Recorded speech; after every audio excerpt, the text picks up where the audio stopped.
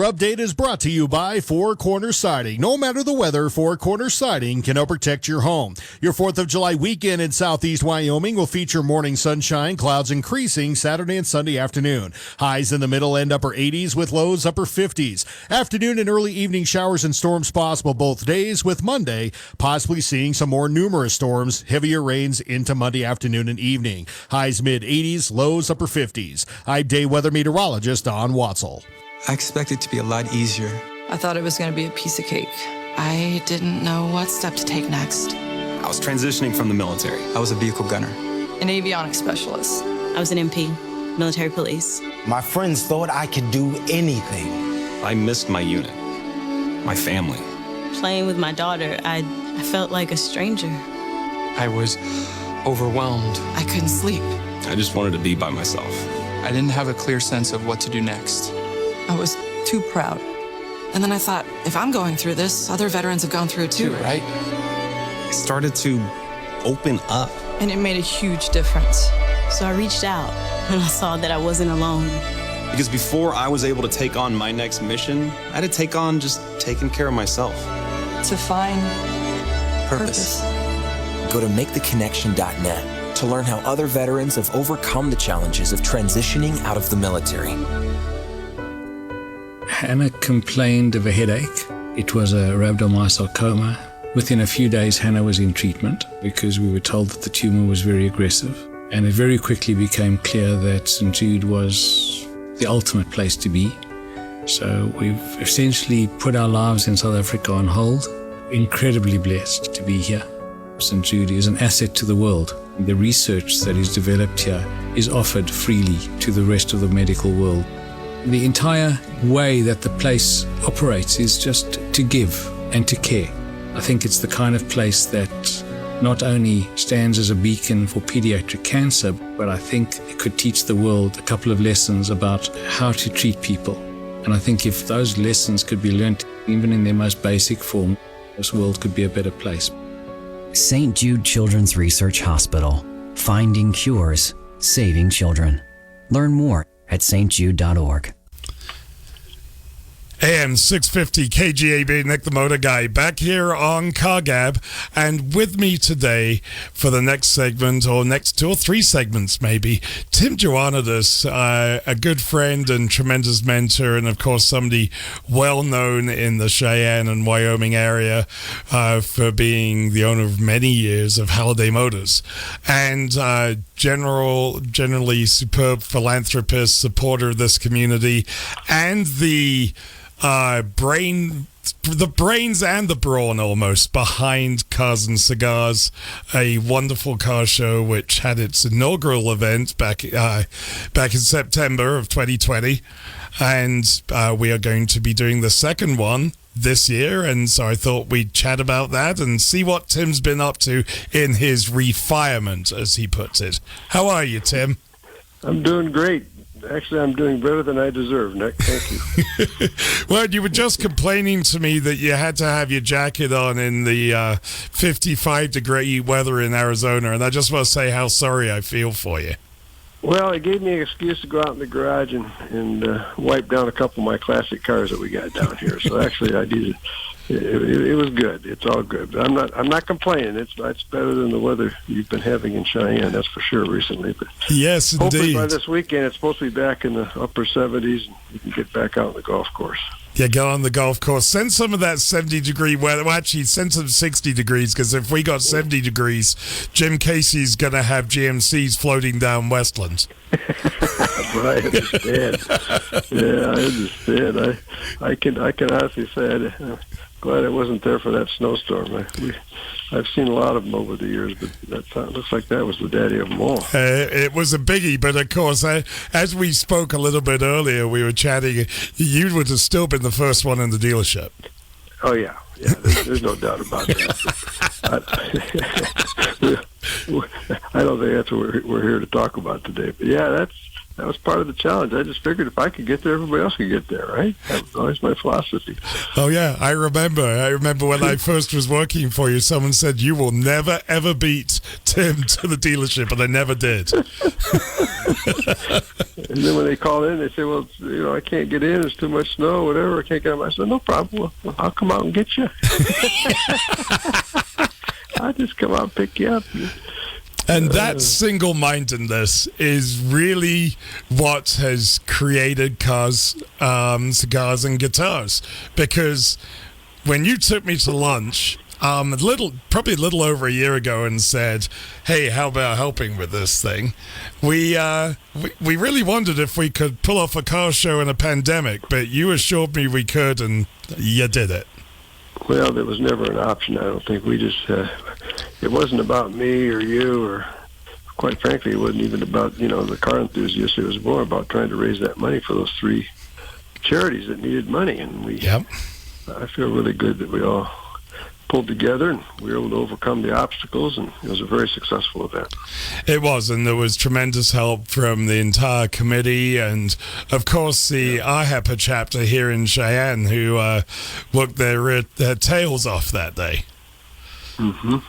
And we're going to be doing it all again on September the 11th of 21. That feels like it's a ways away, but I know how these things can get out of hand. We're less than 6 months to get this show on the road. Yep.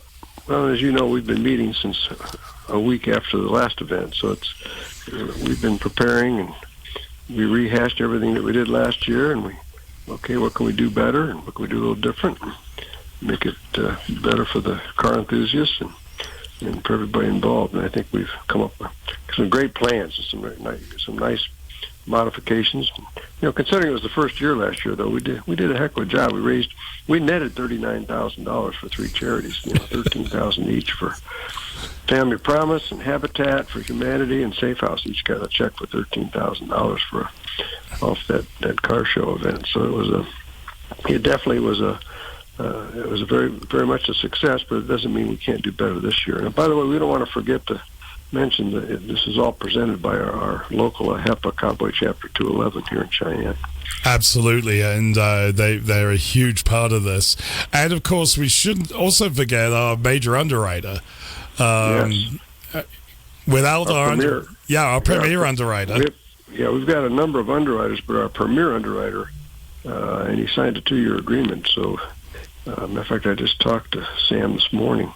But Sam Runyon and his staff with Charles Schwab here in Cheyenne they're going to be our premier underwriter again this year. So and they were truly a blessing for us, and they got the checkbook out. And in addition to that, they had people there at the event helping out. And it was just a wonderful event.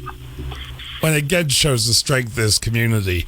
We both, all the committee, particularly yourself, got on the phones, rattled cages, opened doors, and people opened checkbooks and came to the event, made it the event it was. But absolutely, Sam and his Charles Schwab folks, they just did us proud. Yep. And we had over 30, underwriters and sponsors, and I mean they all stepped up, and Sam and his group were the premier underwriters, but we had a lot of other folks there as well at other levels, and again it was the combination of all that all made it happen. And thanks to our generous sponsors and underwriters, they were able to cover all of our overhead expenses, so all the entry fees and all the extra money we took in all went towards our 3 charities. Yep. And of course, the stars were the cars. And when we got to the show, what a day. Yeah. Oh, man. Yeah, we had a little over 100, I believe, really nice classic cars. And, of course, this year, with no COVID going on, we're going to be able to increase that dramatically. But cars came in. We had people registering their cars from all over the Front Range, Colorado, Nebraska, other parts of Wyoming, of course, including Laramie County. I mean, some of these people trailered them in. They didn't want to drive them that far, and they put them on a nice trailer and brought them in. But we had a really nice variety of classic cars, and I think it really proves the theory you and I have talked about many times. The love affair for the automobile hasn't gone away by any means. It's still strong in this country. It is. Well, it was such a foundation for what this country is. Be it Route 66 or the interstate system. And as we've talked many times, from the the early days of the 20s and 30s into the heyday, what could be considered the heyday of the 50s, and for us more enthusiastic power people, certainly the 60s and early 70s. Right. Of course, that was my generation in the 60s, and I can't tell. I can tell you, but I can't share all the stories. Racing, street racing, these high performance cars. But in any case, it was a great event. We had nice, and we had different types of cars. I mean, we had European models, we had Jaguars and some other European models there, but we had a lot of good representation of General Motors products and Ford products and Chrysler products, and we just had a little bit of everything, and it was just, and they were spread out nicely, and the cars weren't, crushed together, and we've got enough room out there. We're going to probably be able to add at least another 50 to 75 cars this year without any problem. Yeah, and with the idea of growing it to another 200 or 300 cars over the next couple of years as the event grows. Absolutely, and then of course great entertainment supplied by Mr. Bird and the Perfect Strangers, I think one of my great things was standing on your deck at one point, looking across all the cars, listening to the band playing and watching people in all different manners dancing between the cars. It was just a great sight. Yeah, it was a lot of fun, and the food was tremendous. The boys did a great job of. We served tri-tip steaks. It wasn't a hot dog and hamburger event. But for $100 a ticket, you expect to get more, and we provided it. And they got nice entertainment, and they got some free cigars if they chose to have a cigar out there. And by the way, the cigars didn't offend anybody. They were outside on 10 acres, and so everybody was cognizant of their space. And if you wanted a cigar, you could do it without offending anybody. But more importantly, like I say, the food was wonderful, and we had a lot of our, a lot of different types of alcohol and non-alcoholic type of drinks. And so it was really a fun event. Our motto was that, or our theme was that we wanted it to be the premier charity classic car show in the tri-state region. Automotive enthusiasts celebrating the motoring lifestyle and improving the community along the way. Yep. And I think we were able to accomplish that. Oh, and I think it was just the start of it. I'm really, really excited for this year. And of course, we got some great things coming. And I don't know if we finally got all the paperwork back on that. But if we don't, we can announce that later. And there's some exciting news.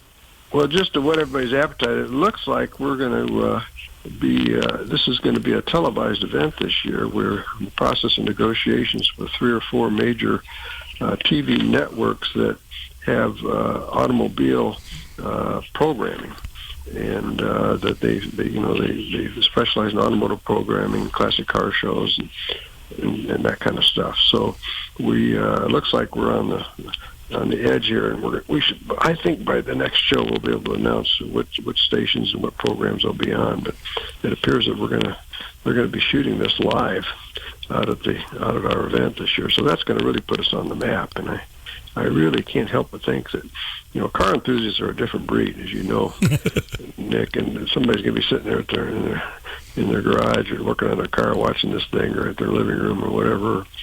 Or the neighborhood pub, and they're going to see this on TV and say, "We got to go next year. Yep. We're going to take our car." We're going to go and have some fun. We're going to go and see what these Wyoming guys are all about. Yeah. So, it'll certainly be a lot of fun.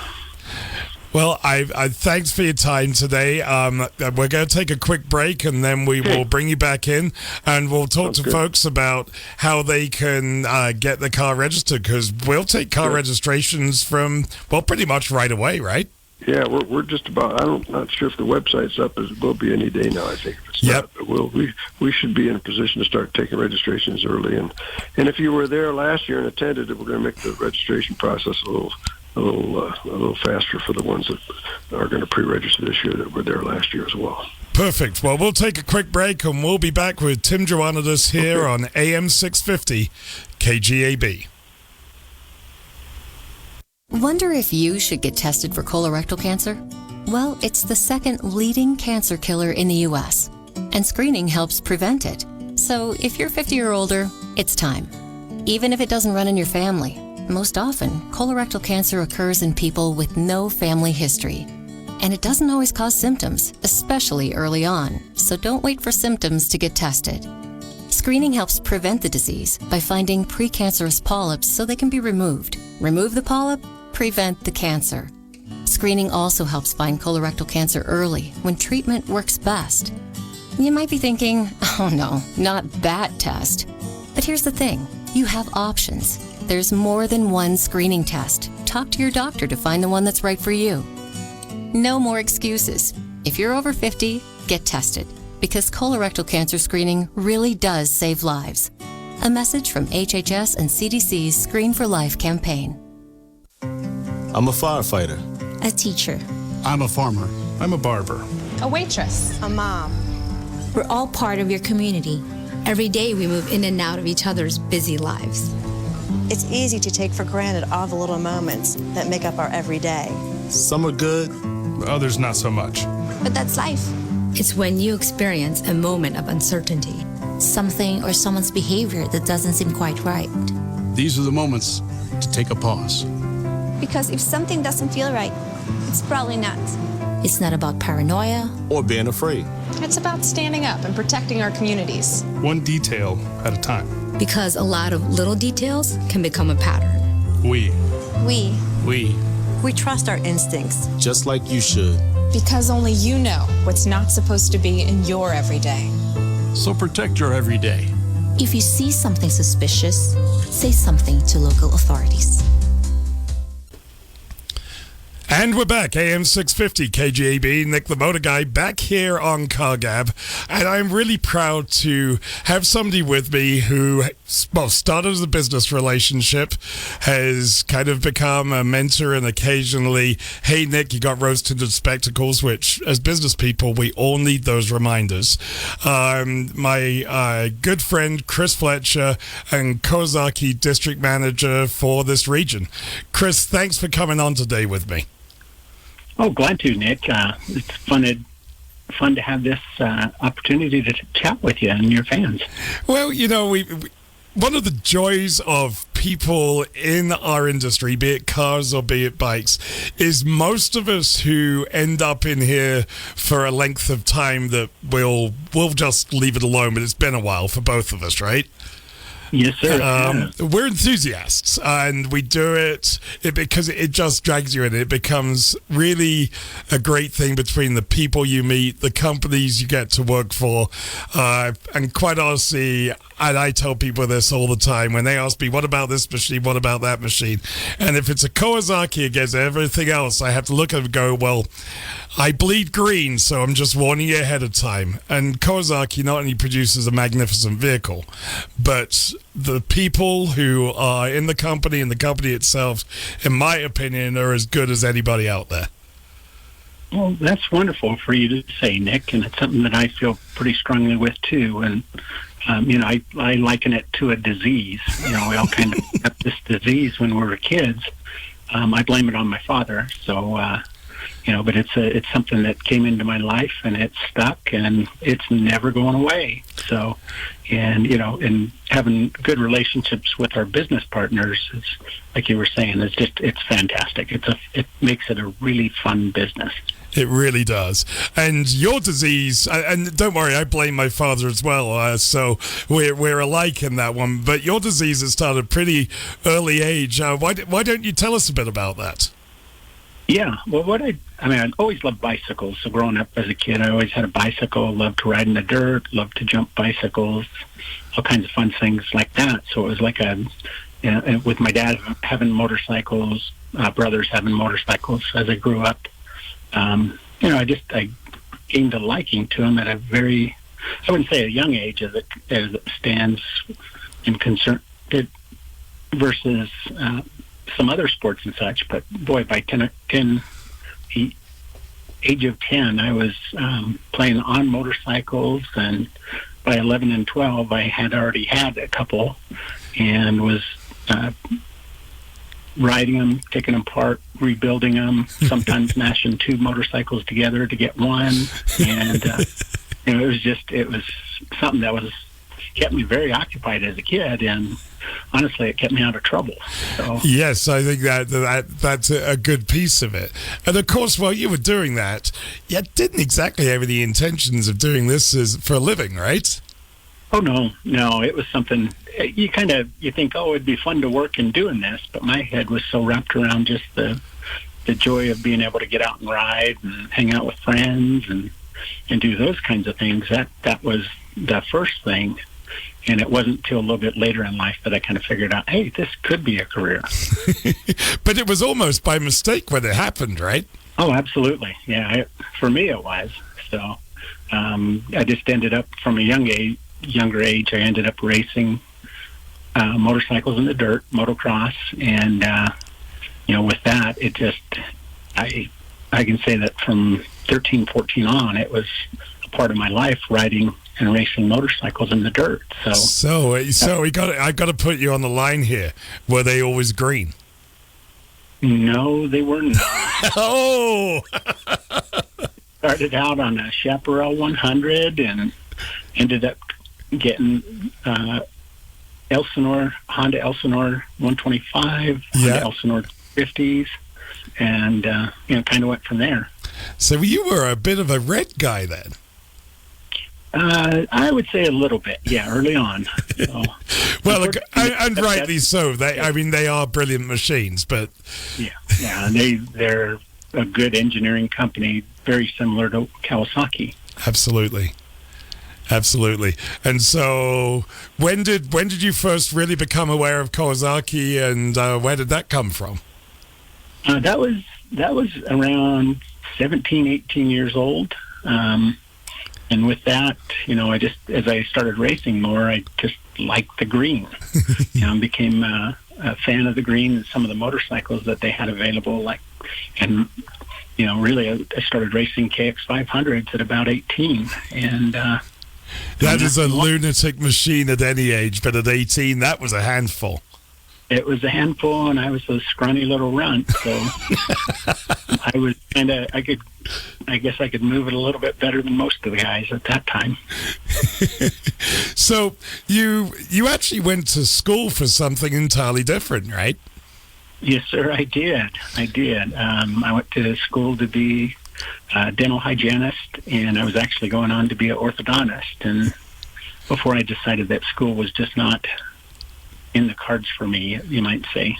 Yeah. I'm thinking staring in people's mouths against hanging with motorcyclists and cool machines. I know which one I'm with. Yeah. It didn't take much to get me to switch, that's for sure. And when I was in school doing my training, that's where I'd worked at a motorcycle dealership part-time, and actually I was racing bikes, and he was helping me with that, helping to sponsor me. So with that, I was involved in working in a dealership and getting to do what I wanted to do. So, as far as part-time, it was just the ultimate job. So I really enjoyed that. Absolutely. It just kind of dragged you in. When did you first get the opportunity to go and work for Kawasaki Corporate? Because typical of so many people I've met with Kawasaki Corporate over the last 4 or 5 years, once you become part of Kawasaki, you don't leave. Yeah, it is a company. It's more family oriented, you might say. That just everybody's really good to each other within the company, and it's you get a lot of support from different angles, and just a lot of solid people that just showed me that, wow, this is a good company. They build good product. They're out there trying to do good things, and they reward their people for it. So, my counterparts and people that I was working with, it was I was working with some 30, 40, and even 50-year in the industry people, and for the most part, most of their experiences were with Kawasaki that whole time. Which is incredible for a company that has been in the States now for only a little over 50 years. So they've had the same employees almost in their entire U.S. history. Yes, sir. Yeah, it's not something that you see in today's world, that's for sure. It really isn't. And you can tell. I mean, as a dealer for you, I mean, obviously I pick up the phone and I call you, and I always get an answer. It may not always be what I want as an answer, but I get the answers I need, and anybody I deal with, they're just great people. And I just want to make one point to everybody out there, and you've heard me say this before, but with Chris on, I'd like to reinforce it. 1 year ago, when everything got shut down and power sports dealers like myself were very, very concerned about where we were going, the first company to make phone calls, and I received calls from Chris, and I got letters and emails from the CEO of the company saying, "You're okay, we got you back." And they did something which no other company did, not to that extent, and certainly not that quickly, and I will be forever loyal and forever grateful because of that. Oh, that's very good to hear, sir. And that's, I like that we panicked, of course. But, within a short period of time, we quickly realized that, hey, people are still buying bikes. People are still wanting to get out and spend time in nature, spend time with their families. And so that, for us, we realized it fairly quickly. Yeah. And, ended up redirecting and just trying to weather the storm and keep businesses rolling, keep our dealerships healthy, and move along. And support your customers. And again, this is the joy of it. Because us as dealers know that we got a company like you at our backs, we can be there for the customers absolutely without a doubt that we've got the backing we need. And I've been in business for 20 years now, and there's no company that's ever done like that for me. So wonderful. It's great. Thank you very much. Well, and Chris, of course, you're still an enthusiast. You still ride occasionally, right? Even between all this running around after these difficult dealers like myself. Yeah, boy, they're a handful, that's for sure. No, I do joke. I tell people, well, if I wanted to start riding dirt bikes like I used to, I'd probably have to get another job. But yeah, it's I'm working it out. I try to find time to balance it, and I love any minute I can spend on a dirt bike or a street bike for that matter. So it's just getting out and playing is a good thing for you. It's healthy. It's healthy both physically and mentally. Certainly, and it helps to keep us motivated too. Absolutely. Well, Chris, I'm going to take a quick break here, and then we'll bring back in. Maybe we could talk about a couple of the new models headed our way, which have been announced already. Maybe a little bit about the rebirth of the granddaddy of them all, the KLR 650. So, sure. We'll be right back. We'll be right back here. AM 650 KGAB. We're all part of your community. We all play a role in keeping our community safe. So protect your everyday. If you see something suspicious, say something to local authorities. You're listening to Cheyenne's News and Talk Station, AM 650 KGAB, Orchard Valley, Cheyenne, a town square media station. The number of dead rises in Florida. I'm Pam Huso, Fox News. Our teams recovered 2 additional victims. Miami-Dade County Mayor Daniela Levine Cava at the scene of the condominium tower collapse in Surfside. The number of confirmed victims now stands at 24. That's 188 accounted for and 124 unaccounted for.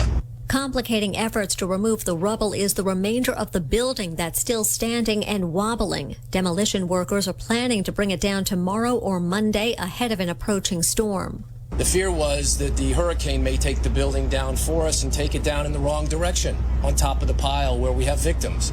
Surfside Mayor Charles Burkett. The approaching storm is Elsa, which has been downgraded to a tropical storm as it turns closer to Haiti and the Dominican Republic.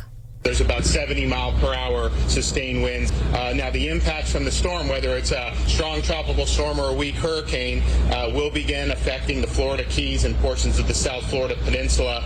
Florida Governor Ron DeSantis. Another high-rise building near the one in Surfside has been fully evacuated. Residents were ordered out yesterday from the Crestview Towers complex in North Miami Beach after it was deemed unsafe. A ransomware attack targeting about 200 businesses in the U.S. is being felt far and wide. Sweden's largest grocery store chain was forced to close all 800 of its stores after cash registers couldn't operate. The sophisticated attack that experts say was carried out by a group in Russia or Eastern Europe hijacked technology management software from a supplier based in Miami called Kaseya. The same group targeted a U.S. meat supplier earlier this year. America's listening to Fox News.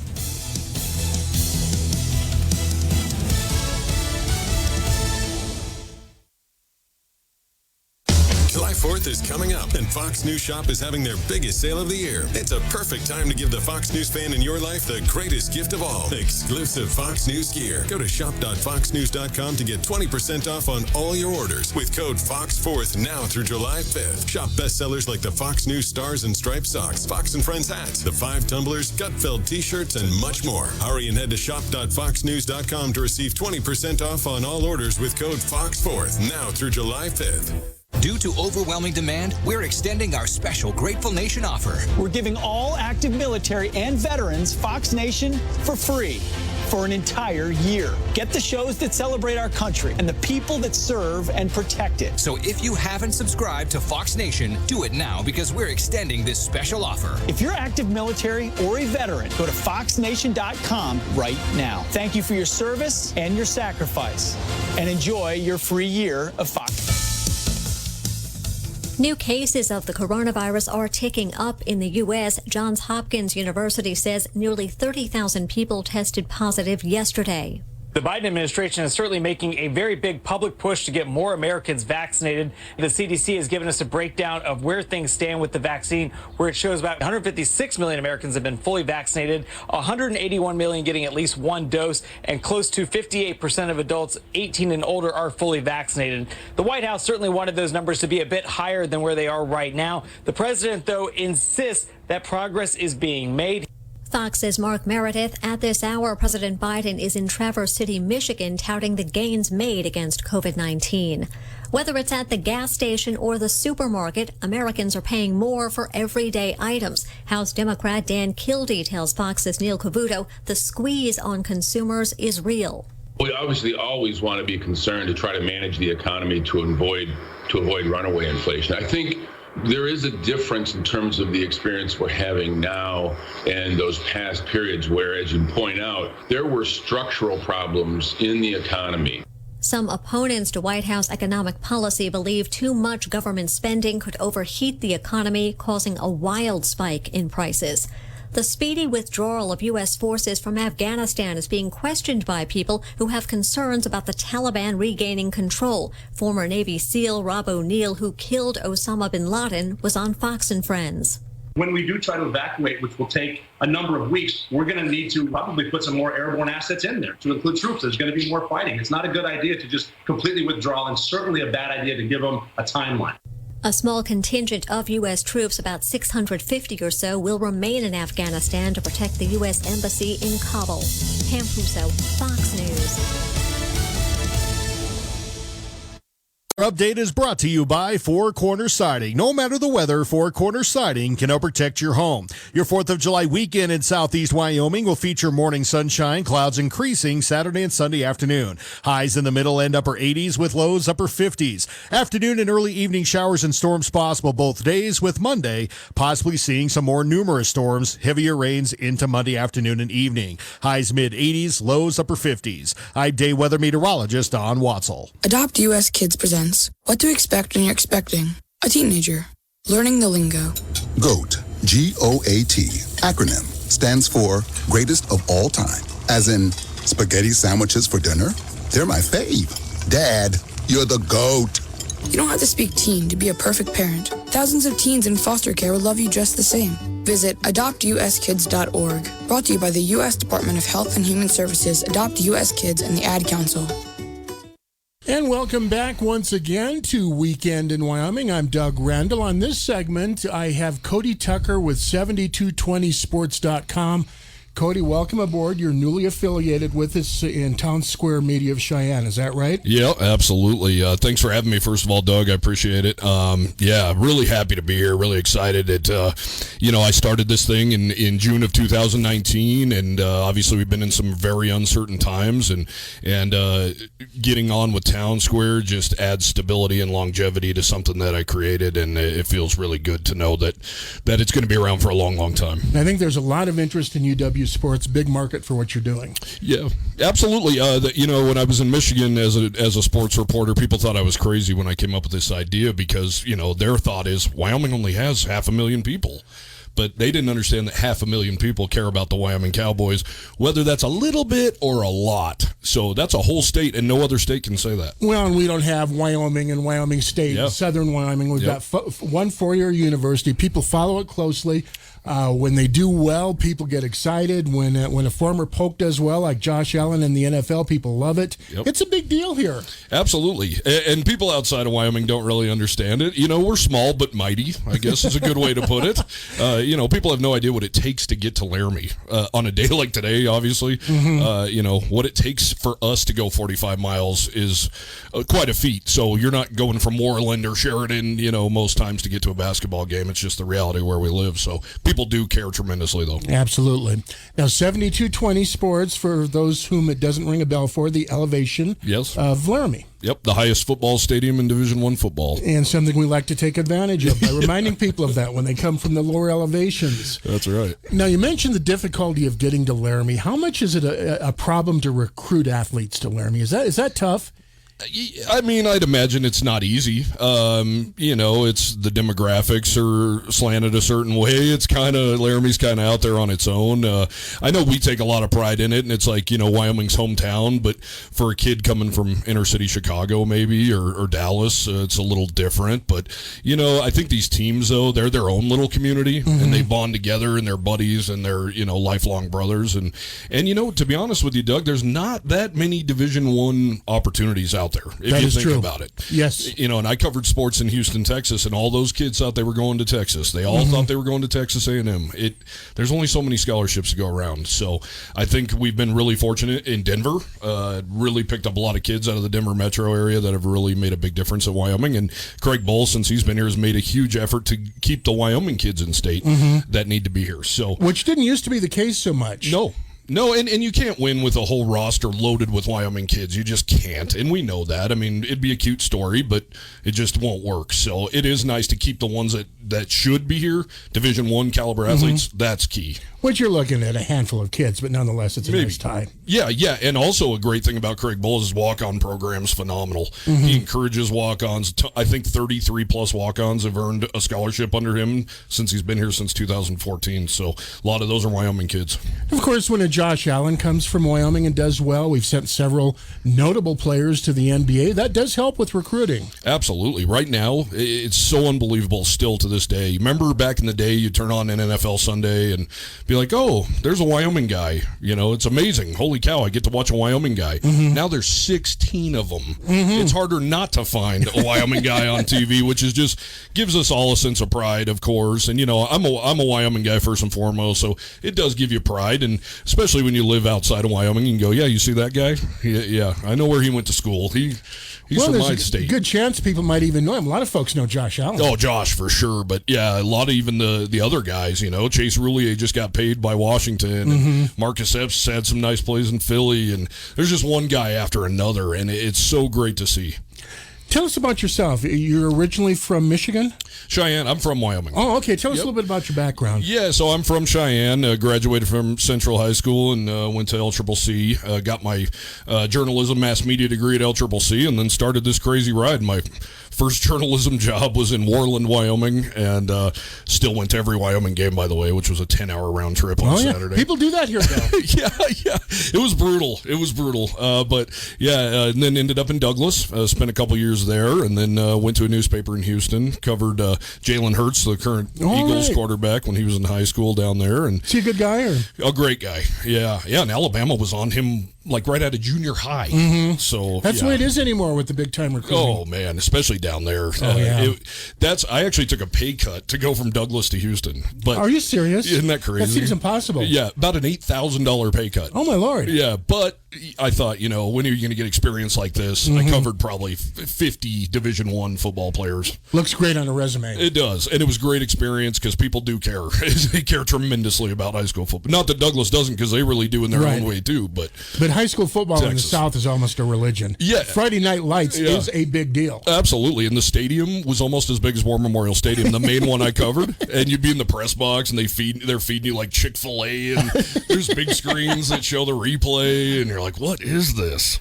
So how did you end up back in Wyoming then? Well, I ended up coming back to Douglas after Houston because my boss was sick, and he begged me. So I went back to Douglas and then did a little radio for a while. I actually moved to Florida for 10 whole days till our radio host got us fired, and back to Wyoming we come. But I got a job covering Michigan State University athletics for the Lansing State Journal, and lived in Michigan for 2 years, and my wife is from there, so it was kind of weird. We met in Wyoming, so it was kind of weird for her to move back, but it was a huge opportunity to cover the Spartans, and I covered Tom Izzo and Mark D'Antonio for 2 years. And did you cover Kirk Cousins? Or I met Kirk Cousins. Yeah, he wasn't there when you were there. No, he got inducted in the Ring of Fame though at Spartan Stadium when I was there. So great athlete.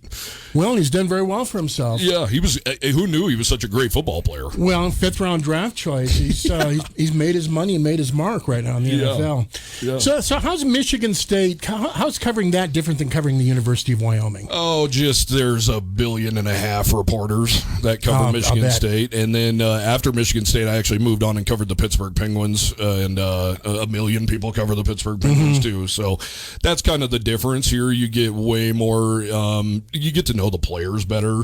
You have way better access, and very. I can believe that, man. It's so good to be able to sit with a player and not just talk about X's and O's, but talk about them as a person, and then you get to relay that onto the fans, and then the fans feel like they get to know them. So it's been great in that regard. And to be honest with you, Doug, I didn't miss a Wyoming game for 28 years growing up. And this was always my dream job. So I've always been fighting to get back. And people think I'm nuts that, Michigan State's way bigger than Wyoming. The Pittsburgh Penguins are way bigger than Wyoming, but that's not in Wyoming. No, this is my dream. It's absolutely my dream job to say that I cover the Wyoming Cowboys. That means the world to me. So you started this website, you said in 2019. How did that all come about? I'd be sitting in the press boxes at Spartan Stadium and at PPG Paints Arena in Pittsburgh, and I'd be looking at these other guys who independently covered those teams, and I'd go, these guys aren't very bright. They're not very bright, and their interviews are not good, and I've read their stuff, but somehow they're making it. Right. I can do this. So, and of course, it makes me sad, but newspapers are definitely what newspapers are now, and serious decline. Yeah, and it's unfortunate because that's my first love, but I knew I better get on the wave of technology, which I'm not not into technology whatsoever, but I thought I better get on this wave, or I could be possibly left behind. So, well, in the days of waiting for the morning paper to come out to check the scores, those are over with. It's not that way anymore. Yeah, and my competitors over in Laramie at the Wyoming Tribune Eagle and the Casper Star, they're pinched so hard, and now there's Mondays and Tuesdays they don't even print. Right. So if you think about it, if a game ends in Laramie on a Saturday night at 11 o'clock, which is not unusual, that is not coming out in the paper till Wednesday morning. Right. So, and I know they post stuff online, but there's a lot of people who still want to hold that newspaper, and I'm with them, but it's the grip is definitely loosening. So when it comes to covering UW sports, how do you approach that? What do you emphasize? My background is in features and storytelling and getting to know people and the real in-depth stuff. So, I do the day-to-day beat stuff, of course, what's going on. But, we launched the site June 1st, 2019, and I knew right away my first story was going to be about Finis Dembo. And we went down to San Antonio and spent the day with Finis, of course, a Wyoming great, won a championship with the bad boys of the Detroit Pistons in the 90s. I knew I wanted him, and it wasn't just Finis Dembo. It was, I knew that Finnis had a rough life after basketball. Right. Tell us a little bit about that for those who don't know. Yeah, so Finnis on Easter morning, I'm sorry, I can't remember the year, but on Easter morning he had a home invasion, and a guy was busting in his house, and he had his whole family in the house, including his elderly mother and his nieces and nephews, and unfortunately Finnis had to shoot the gentleman, and he shot and killed him, and it's something that affects Finnis so badly to this day. He couldn't leave his house. But it's a no-win situation. The other end of that, you're Sean Taylor and you're dead. Sure. And I tried to talk to Finnis a lot about that. I said, nobody would blame you, and he says, that doesn't help. That doesn't help me. He doesn't own a gun anymore. He has no desire. He told me over and over, I took a man's life. I took somebody's husband, Right. And it is a horrible situation. And Finnis just lights up a room, and he's such a great human being, and he still is. But man, what a struggle to go from winning a ring with the Pistons to having to do something so unfortunate like that in the childhood home he grew up in, where he still lives. We did the interview about 5 feet away from that front door where that gentleman broke in. It speaks well of him as a human being that he does have that moral quandary. Absolutely. Yeah, he's not, it's easy to be a gun-toting and say, he broke into my house. I'd do it. But it's another thing when you actually have to do it. Right, talk to anybody who's been in combat, and they'll tell you about that. Sure. So you sound like you get more into the personalities and the personal aspect of sports. Would that be an accurate summary? Yeah, absolutely. The biggest story of my career, and I don't know if this name rings a bell for you, Doug, but I did a story on Charles Rogers, who was a former number 2 pick. Number 1 draft choice for the Lions. He was a bust. Yes, and nobody had seen him in a decade. And I found him. I found him in Fort Myers, Florida, working at a chop shop. And my boss said, if you find him, I don't care if he's on the moon, I will fly you there the next day. They flew me to Fort Myers, Florida, and I spent 4 days with Charles Rogers, and it was the biggest story I've ever done in my life. This is for me because I'm curious. Tell us a little bit about that. Charles had a really public fall from grace, as you know. I mean, right away you say bust. That's what a lot of people think of when they think of Chuck. But he just was going down a really dangerous path. Drugs, alcohol, all that stuff. Happens a lot, unfortunately. Yeah, and he had 8 children with 4 different women. And, once he fell out of the NFL, all of the, I don't know about you, Doug, but back then when he got drafted, he's from Saginaw. He went to Michigan State. Then he gets drafted by the Lions. And I go, wow, that's cool. High profile, number 1 pick. Yeah, and I thought, man, that's really cool. He's got to feel on top of the world. And I was just a kid back then. Right. But it wasn't a good thing. The leeches are still too close to you. And that's what happens when you're rich. A couple things about that from my perspective. For one thing, the Lions had a string of number 1 busts. Joey Harrington, Charles Rogers. We could go on down the list. Yep. Secondly, that's just a dysfunctional organization. It is. It is, and when you come from a dysfunctional family in the first place, and your buddies are your family, and they care about your money more than they care about you, I found a dejected, sad, about 30 pounds underweight, which he was always slim. Right. He didn't look like an NFL superstar to me when I found him. How sad. And unfortunately, he just passed away about 6-7 months ago. And I'm sorry. I did not know that. I'm sorry to hear that. Yeah. It was just it was 4 days of, I didn't even know how big this story was going to be. And it was gigantic. It was all over the place. I believe it had 3 million page views in the first day, and it was all over the country, and people cared and people loved him, and they wanted him to come back to Michigan. And unfortunately, he just never could face his friends and family again. So he kind of hid in Florida, and just a really sad deal. I feel for his kids and his family, and just the fans. They loved him. They never stopped loving him just because he made mistakes. Well, being a number 1 pick and I use the word bust, that's a little unkind, but being a number 1 pick who doesn't make it, we could look at Ryan Leaf. He's had problems. Jamarcus Russell. Well, another guy I did a story on in East Lansing was Tony Mandrich. Tony Mandrich. Yeah, he was number 2 overall. Yeah. I'm old enough to remember that. Yeah. I remember when Incredible bust. And they called him the Incredible Shrinking Man and all that. He was a tremendous player in college, and he was shooting the juice. We all know that. Yeah. And it's unfortunate because they were saying, is this guy, is he the best player out this year or not? And there was some serious dispute about that. We know now the answer was no. Well, and think about that draft. Oh, yeah. Barry Sanders. Steve Atwater. Troy Aikman went number 1 to the Cowboys. How do you compete with that? Well, and when Tony got drafted by Green Bay, he said, I'm not going there. That place is a village. That's not even a town. He didn't even want to go there, and he went on Letterman, and he was so arrogant and cocky. That's not new. I read a book by Jim Brown where he talked about in his days in the NFL, if a coach was mad at you, they'd say, "We're going to send you to Green Bay." Or Buffalo. Like being sent to the gulag. Yeah, exactly. But, it is... there's a lot of human element to these stories. It's tough. These aren't, I think it's easy as fans to forget sometimes these aren't cutout figures. These are human beings we're talking about. Human beings with feelings. Yep. And fans and writers can be very cruel sometimes. Absolutely. Unthinkingly. And with a guy like Charles Rogers, I think most people would say bust first and foremost, but then other people say, how could you blow $30 million? And a lot of it was because he kept getting pop smoking weed. And people go, why? How in the hell can you? Why? And it's a legit question. But, Ricky Williams. Yeah, but we're not in their shoes, and we just don't know. And with Charles, I did obviously extensive research on that story, and he didn't have a great foundation. We'll put it that way. And I would assume there was some substance abuse issues there because if you can't stop smoking weed for $30 million, you have a problem. And then two broken collarbones in a row. Then that's when the painkillers came in. And, that's a slippery slope, as we all know. But the weed kept popping him hot, which was getting him suspended, which was making the fans turn on him because it was like, dude. Well, just like the receiver, and I'm drawing a blank, that just got cut by the Seahawks. Josh Gordon. Yeah. And, as a fan, it's like, how can you be so dumb? I know. I mean, the dude's got talent. Yeah. But substance abuse is I believe it is a disease. Yeah. I saw it with Charles for 4 straight days. And like any other disease, it may not follow a course that's rational and well thought out. Very sad in a lot of cases. And just imagine throwing, $30 million on top of that disease and not having a good family structure. And having everybody know about it. Everybody and probably remind you of it. Oh, yeah. Every day. Getting back to the UW sports, Craig Ball is an interesting case. He came in from North Dakota State. Yep. Of course, was Carson Wentz's college coach.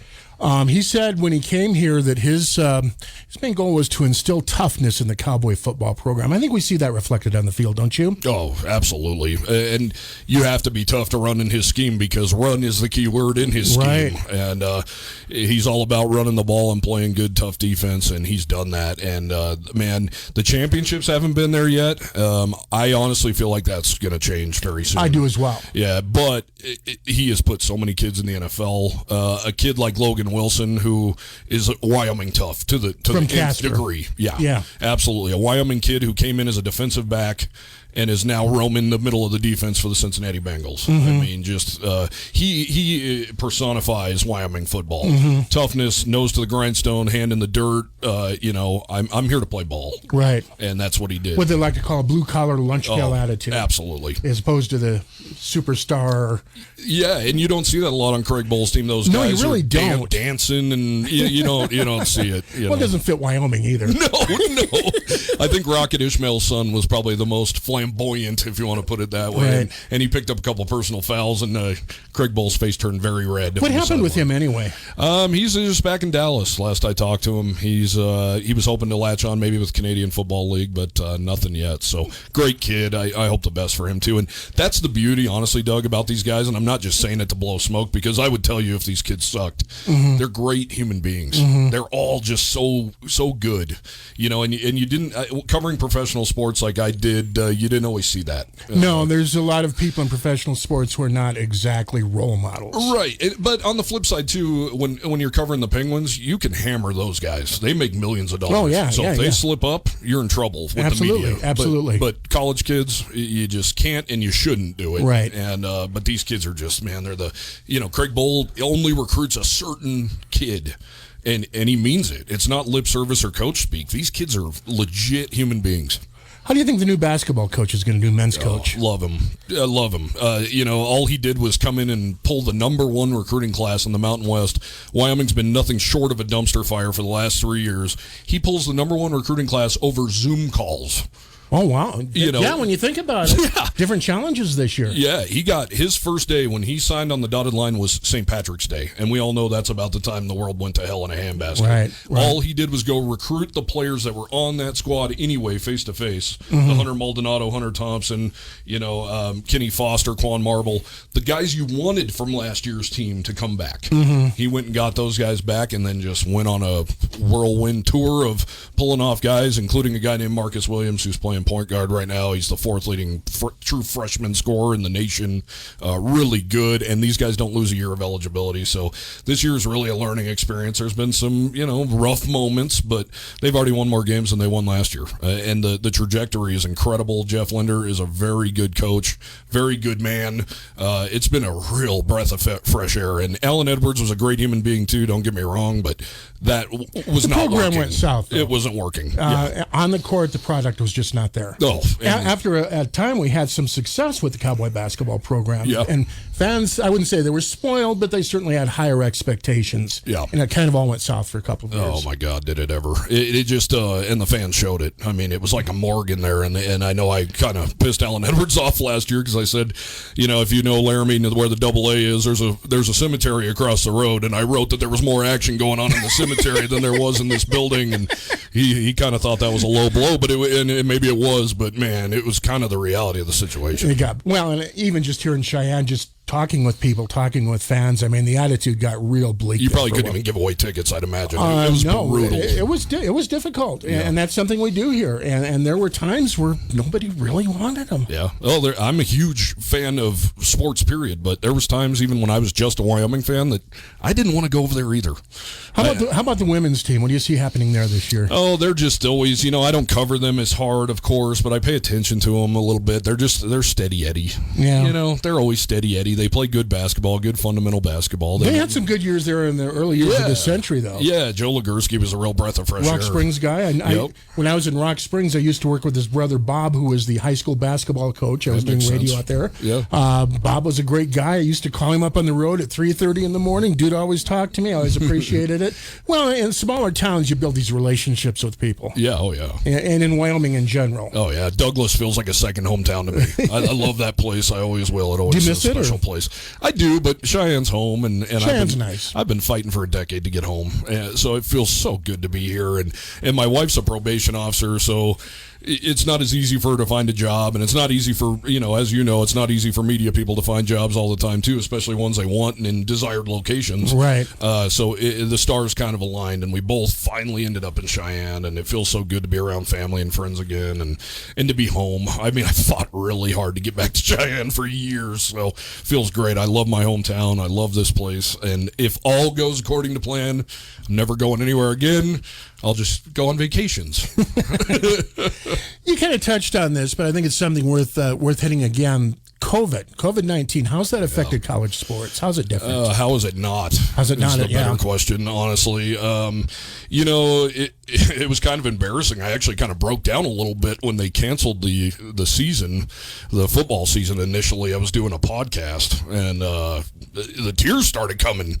It was you weren't the only one I know. Yeah, it was. It was one of those. It was so embarrassing for me. I'm a big, tough, hairy, tattooed guy, and it was sad. It was sad, and it wasn't just because of 72-20 sports. It was, how can Wyoming football not play during the fall? And then when they did play, the games get canceled there. It was a tough way. It was a tough season. Yeah, and tough in a different way than most of our players or coaches have ever experienced. Yeah, and I do want to say, I think this gets brushed under the rug too much. These guys, these players, these coaches, the support staff, they got their brains jammed 3 times a week, COVID testing, so that they could get out there and play a season. And, I feel like I'd be forever in debt to them for doing that, because it would have been very easy to fold up shop and say, forget it, let's focus on next year.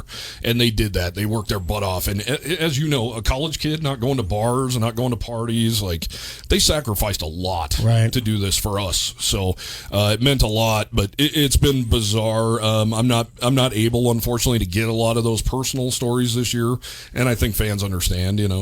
We have Zoom calls now, and it's not quite the same. No, and from what I hear from buddies when they're on the road with the team and stuff like that, they sit in their hotel. I said, man, you're lucky you get to go to San Diego this week to sit in a hotel. Well, look at the NBA with their bubble last year. Yeah, it's not fun. I mean, they're not having fun, and it's all about work, and that's what I love about Jeff Linder, though. He worries about his players' mental health. Mm-hmm. They've been here since like June. And they haven't been able to leave campus, and they have to quarantine, and they can only be around certain people. And they, around Christmas break, he said, I'm sending my guys home. And I don't care if they come back with COVID. I don't care at this point. At some point, you got to live life. They need to go home. Yep. Yeah.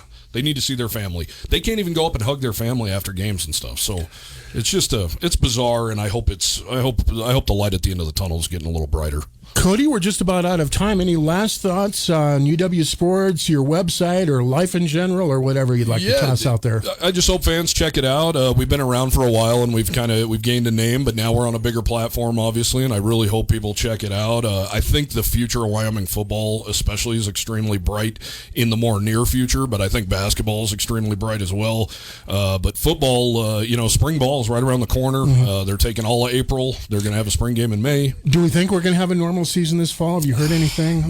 It's probably too far out. Yeah, we just don't know. But I'm really hoping by September 4th, when the Montana State Bobcats come to War Memorial Stadium, things are normal and we can have a packed house. And I really hope that's the case, because there's nothing quite like a fall Saturday in Laramie at War Memorial Stadium. So, Cody, real quickly, for those just joining us, where can people find your website again? Well, you can hit us up on 7220sports.com. We have a further update is brought to you by Four Corners Siding. No matter the weather, Four Corners Siding can help protect your home. Your 4th of July weekend in southeast Wyoming will feature morning sunshine, clouds increasing Saturday and Sunday afternoon. Highs in the middle and upper 80s with lows upper 50s. Afternoon and early evening showers and storms possible both days, with Monday possibly seeing some more numerous storms, heavier rains into Monday afternoon and evening. Highs mid 80s, lows upper 50s. I'm day weather meteorologist Don Watzel. Music is a bridge between the material and the spiritual. My name is Harvey Lauer, and I'm 82. As a blind person, you have to be aware that nobody can tell you what you can or can't do. You really have to try things. My folks got me a little radio in 1940, and that was the best Christmas present I ever got. When I was 11 years old is when I started to play music, play the piano, and then the accordion, and then the cello. My wife, who was also blind, was a good cook. When she died, that's when I started Meals on Wheels. America, let's do lunch. It's Meals on Wheels. 1 in 6 seniors faces the threat of hunger, and millions more live in isolation. Drop off a hot meal and say a quick hello. Volunteer for Meals on Wheels by donating your lunch break at americaletsdolunch.org. This message brought to you by Meals on Wheels America and the Ad Council. Speaking with Dr. Hillel Newman. Dr. Newman is the Israeli General Counsel for the Southwestern United States, based in Los Angeles. Dr. Newman, first of all, I understand you're visiting our area today. What's the purpose of your visit? Hi there. Thank you for inviting me. Yes, the purpose of my visit is to meet up with elected officials, the governor, business ties. We are with the objective of expanding and enhancing our ties in all spheres between Israel and Wyoming and the entire mountain region. What sort of business ties are there between Israel and Wyoming? Well, not enough. That's why I'm here. Well, there's tremendous potential in the relations. We know the strengths of Wyoming, especially in the field of energy and agriculture and tourism. And the entire mountain region has a lot of potential, and Israel can link up very well with these fields and others. We would like to bring to the table the field of innovation and perhaps research and development in the field of the use of carbon, and to try to save jobs of the coal mines and things like that. So I think that there's a lot we can do together. We can also learn a lot from Wyoming and the region in the fields of mineral extraction and energy and natural resources and parks.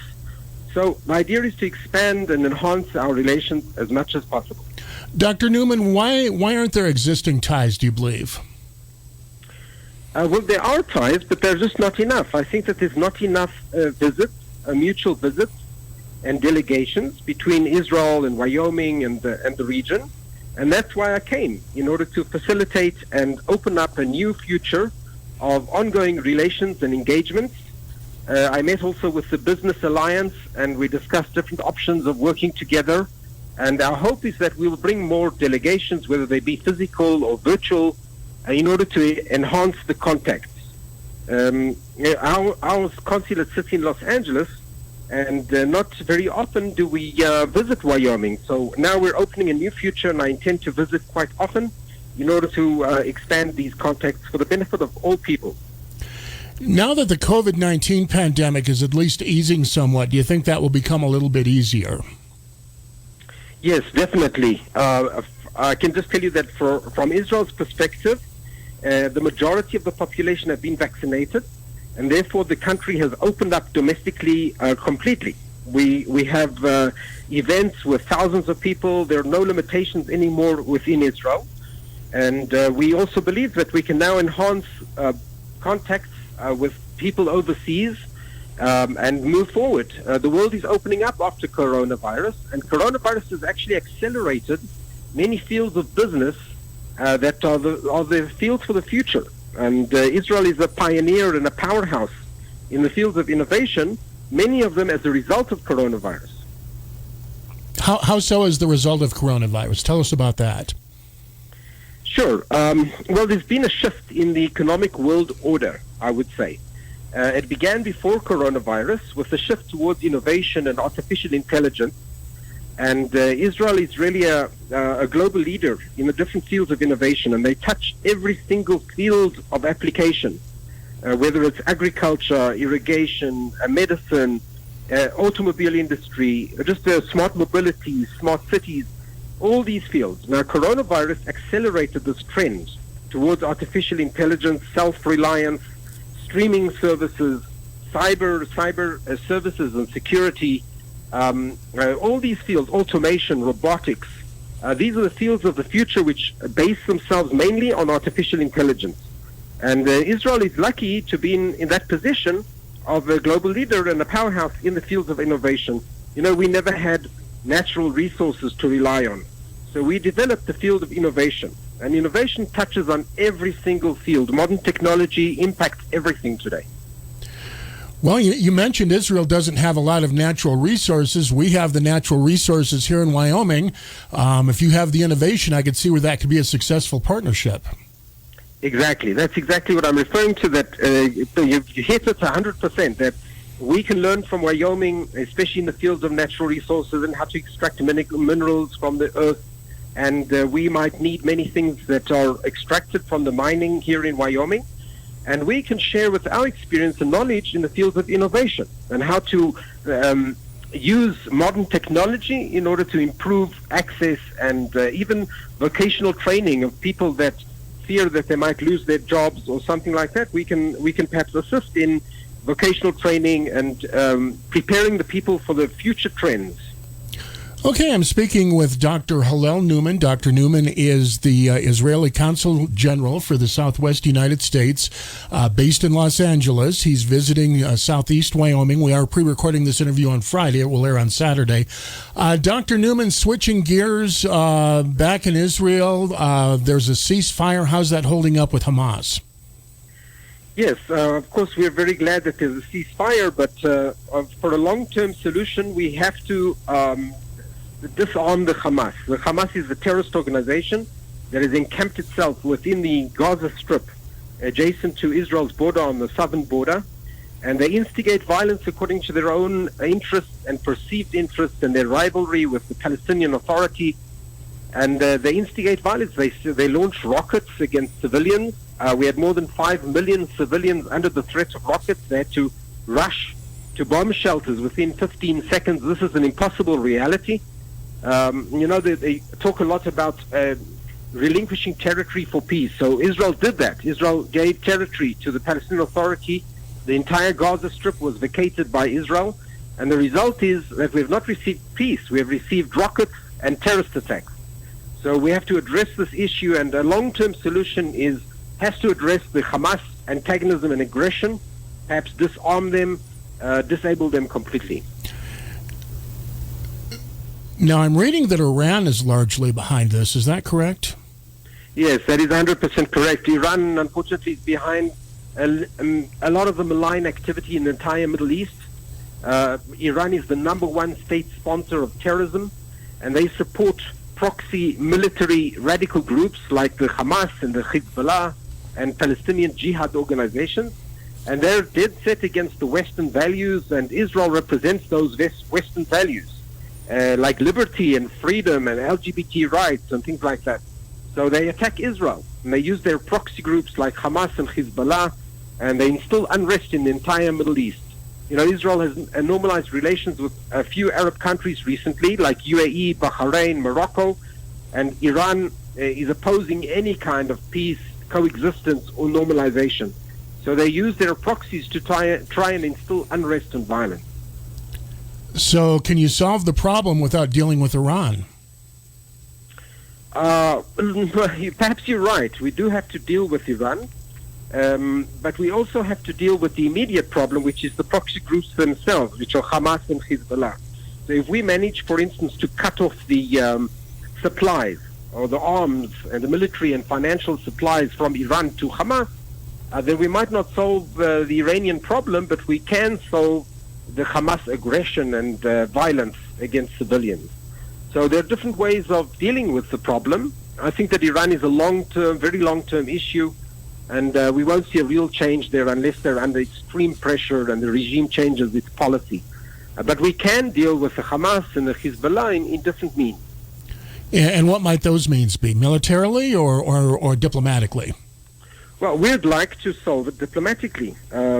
Unfortunately, they force us very often to reach a military confrontation. When they launch rockets against our civilians, then we have to act in self-defense. Because they launch from civilian-populated areas against civilian-populated areas, which is a double war crime. So we have to act in self-defense. But our hope is that the Hamas may one day choose the path of peace, and maybe they will choose living in coexistence. They haven't chosen that path yet. And one way of working with blocking this is by trying to prevent the supply chains, the shipments that come from Iran through Damascus sometimes to the Hamas. So we have to act in different ways in order to prevent a strengthening of the Hamas. Now, on the positive side, from what I've read, your Iron Dome missile defenses have worked pretty well. Is that correct? Yes, it was wonderful. It had a 90% success rate in interception of rockets.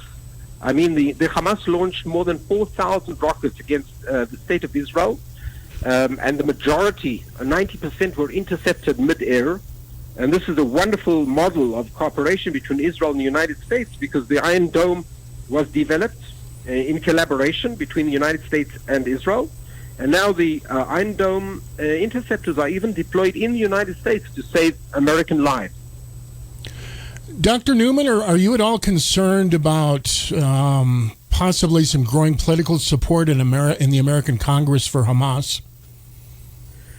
Well, I hope not. I hope that everyone sane in their mind would not support Hamas, which is a terrorist organization. You know, Hamas is a declared terrorist organization not only by Israel and the United States, but even by Arab countries and the European countries and Australia and other places. So there's wide consensus on the fact that Hamas is a terrorist organization, and I can only pity those who feel some kind of solidarity with the Hamas. They're totally misled, if not worse than that. I don't see much support for Hamas in the Congress. I think there's a wide consensus of support of the relationship between Israel and the United States in the Congress, both in the Democratic Party and the Republican Party. And we've seen also the wonderful support of President Biden. And so we are very confident in the relationship. You know, the relationship is beyond any specific individual or party. It's a bipartisan relationship based on fundamental values. Dr. Newman, in terms of the ceasefire, obviously a ceasefire is not probably going to be a permanent solution. Where do we go from here in terms of achieving peace in this situation? Well, our policy has been to show the path of economic viability so that the Palestinian people would choose the way of peace and coexistence. And we've done that in a big way with the Palestinian Authority. If one visits, for instance, Ramallah in the West Bank, which is the center of the Palestinian Authority, then you'll see a thriving city, which was enabled by Israel. Israel assists the Palestinian Authority in this cooperation in many ways. Unfortunately, there are radicals within the Palestinian Authority, and especially the Hamas in the Gaza Strip and Islamic Jihad organizations, and they have chosen from the beginning the path of conflict. You know, they have not recognized Israel, and there's not a dispute about water or territories. They refuse to come to terms with the existence of the State of Israel in any border. So the long-term path is that the Palestinian people must choose the way of peace and coexistence instead of the path of confrontation like Hamas. We must show them the two options. One option is economic viability and coexistence and livelihood, success and prosperity. And the other one is death and devastation, which is offered by the Hamas. Dr. Newman, looking again at the long-term situation in regard to Iran, how concerned are you about Iran developing a nuclear weapon that might be used against Israel? We are extremely concerned. We see that as the number one existential threat, not only to Israel, but to the West in general. We must do everything, and we will do everything, in order to make sure that Iran does not have military nuclear capability. That is also the stated policy of the United States. We may have difference of opinion about what is the best path to do that and to prevent Iran, but the objective is clear. We must prevent Iran from a nuclear capability, and Israel will do everything that is necessary in order to make sure that Iran does not have military nuclear capability. Now, my understanding is that Mr. Ahmadinejad, who's a hardliner, has announced he's running for president of Iran again. Is that a big concern? Well, it doesn't really make a big difference. The president and the supreme leader are very close, intimate in their policy. There's no real distinction, for instance, between the supreme leader and the president. That's the deception on the behalf of Iran, where they try to give this impression as if there's a moderate president and a conservative supreme leader. They're aligned in their policy and in their ambitions. Their ambitions are to instill unrest in the entire Middle East. They've already expanded their influence all the way from Tehran to Damascus to the Mediterranean Sea. So Iran is a threat. Iran is a threat to the entire Western world in their terrorism and their nuclear capability. Dr. Newman, I've asked you questions for the past 15 minutes. What would you like to tell our listeners? Thank you. I'd like to tell your listeners that Israel is a strong friend and ally of the United States in general, and especially of Wyoming and the mountain region, and that we believe that there's tremendous potential in our relationship. We can enhance our trade and business ties, and we should. People can follow our updates and our sites of the Consulate General of Israel in Los Angeles, and anyone who would like to enhance their business ties or cultural ties with Israel is invited to make contact with us at the consulate in LA, and we visit quite often, and we'll be glad to promote such meetings and ties between local people and the State of Israel. Dr. Newman, I appreciate your time this morning, and welcome to Wyoming. Thank you very much, and good luck and good health to all your listeners and to you. Thank you for calling. Thank you. Bye. Speaking with Tom Laycock, Associate State Director for the American Association of Retired Persons. Good morning, Tom. Well, hello, Doug. Thanks for having me. Now, the topic this week is fraud. I'm going to bring up a fraud that I've been targeted with here recently because I know I'm not the only one. Somebody keeps calling my cell phone and claiming they're from the, quote, processing center and that I owe back taxes. I don't owe back taxes, and I know that the IRS doesn't call you, and when they do call you, if they did, they wouldn't call themselves the processing center. I will say, however, whoever's perpetrating this fraud sounds very convincing. Is this one you've heard of? This is. So this is otherwise known as the imposter scam. So we see a lot of this, everything from IRS to Treasury agents and even local police. And, one thing that we tell people again and again is these folks will not call you with something like this. But this is an oldie but a goodie. And in fact, the IRS is kind of tired of it themselves. And so they're asking for anyone that gets this particular scam to call them, and I'll give you the number that they'd like to have you call them. Okay. 800-366-4484, or you can go to tigta.gov to report it, because frankly, they're sick of it too.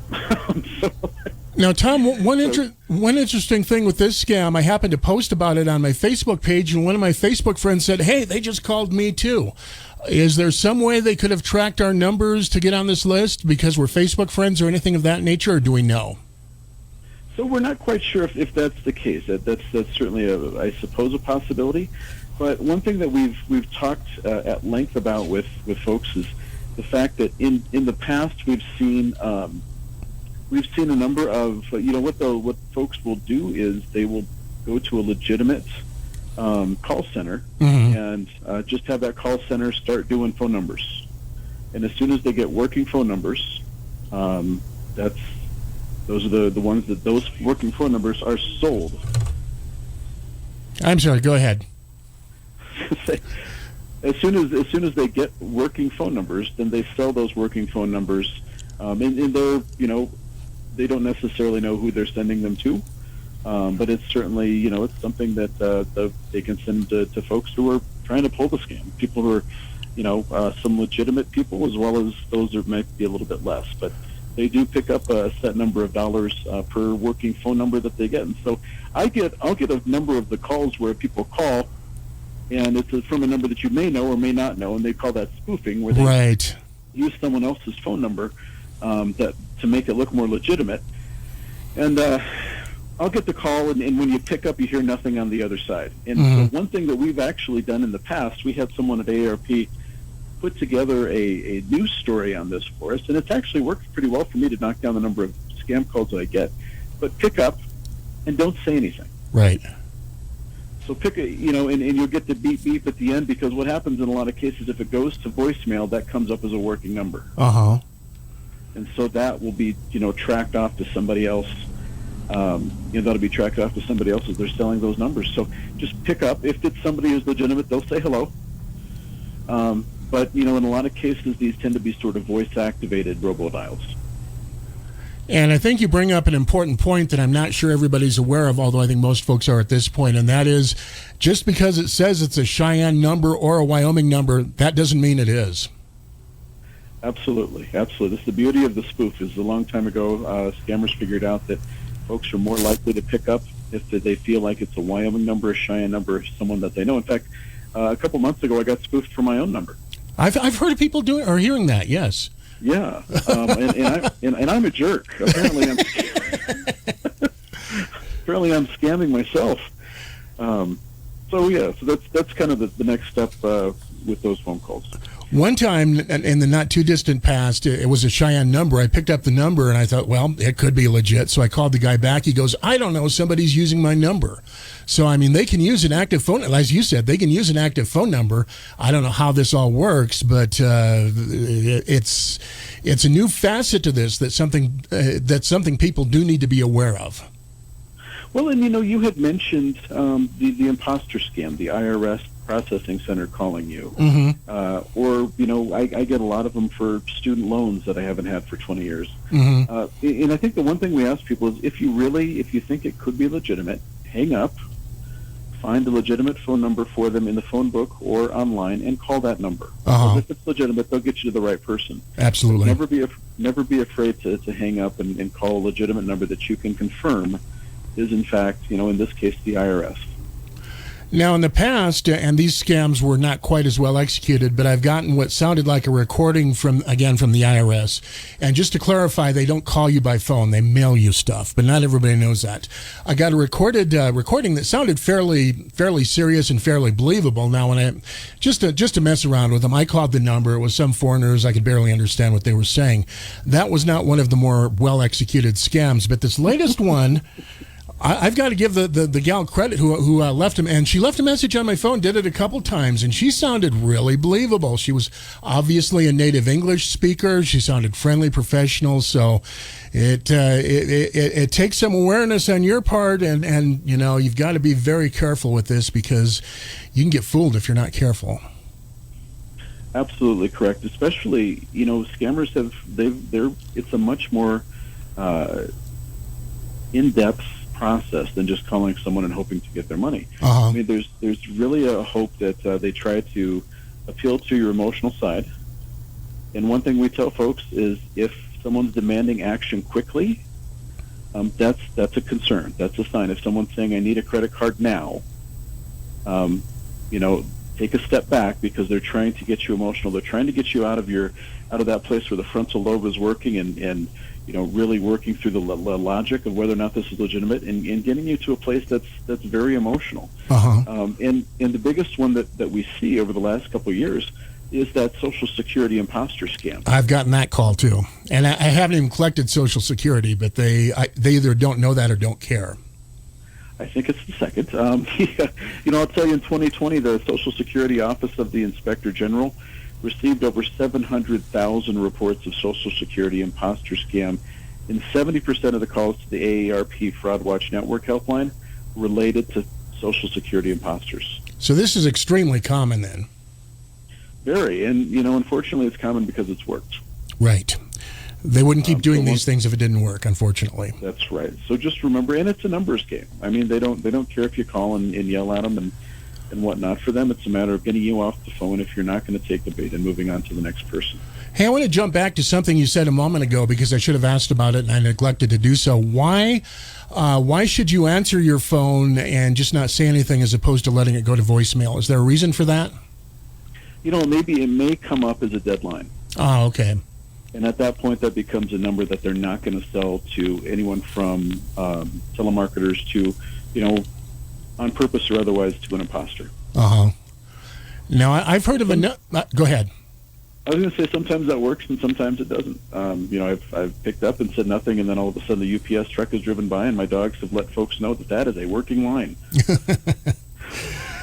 Well, and speaking of the UPS, that brings up another scam. Apparently, I'm a scam target for these folks. I'll tell you what, because I've gotten one, and this one is a text message. It's not a phone message.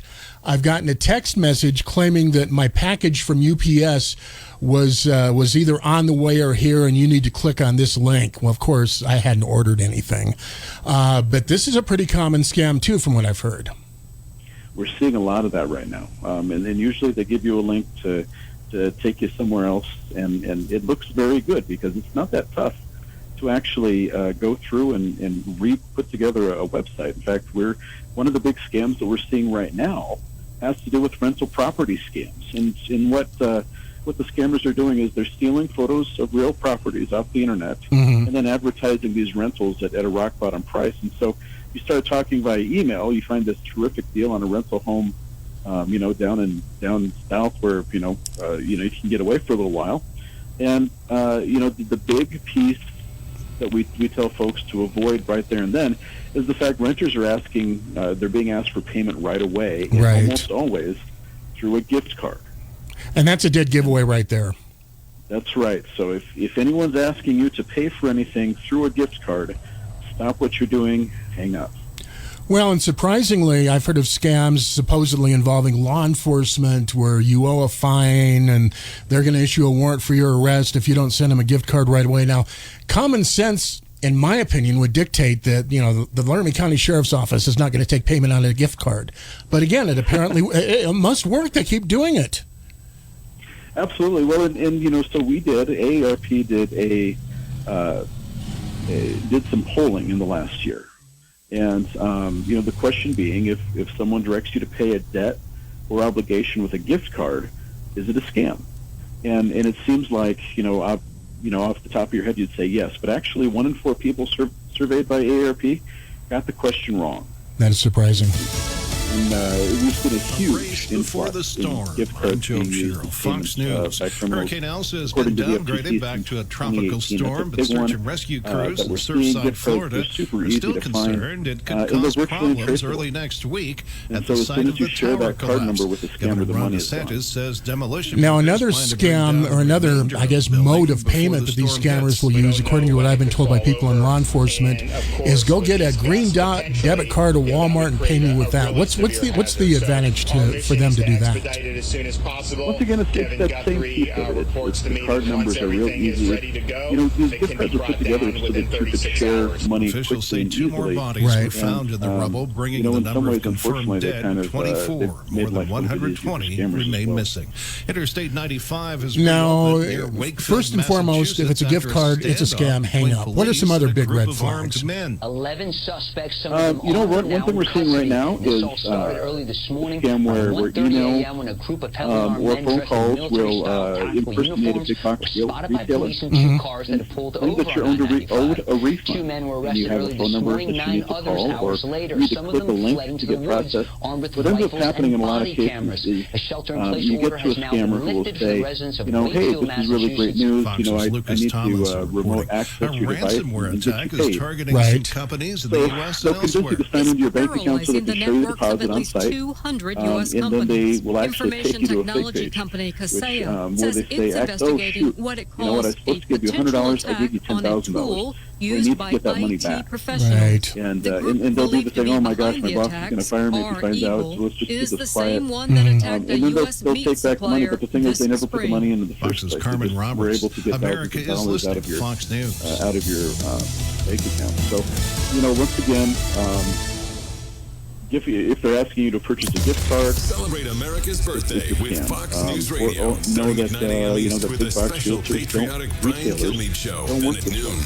And if someone asks you to buy something that they have an obligation, it's probably now something similar to that sort of.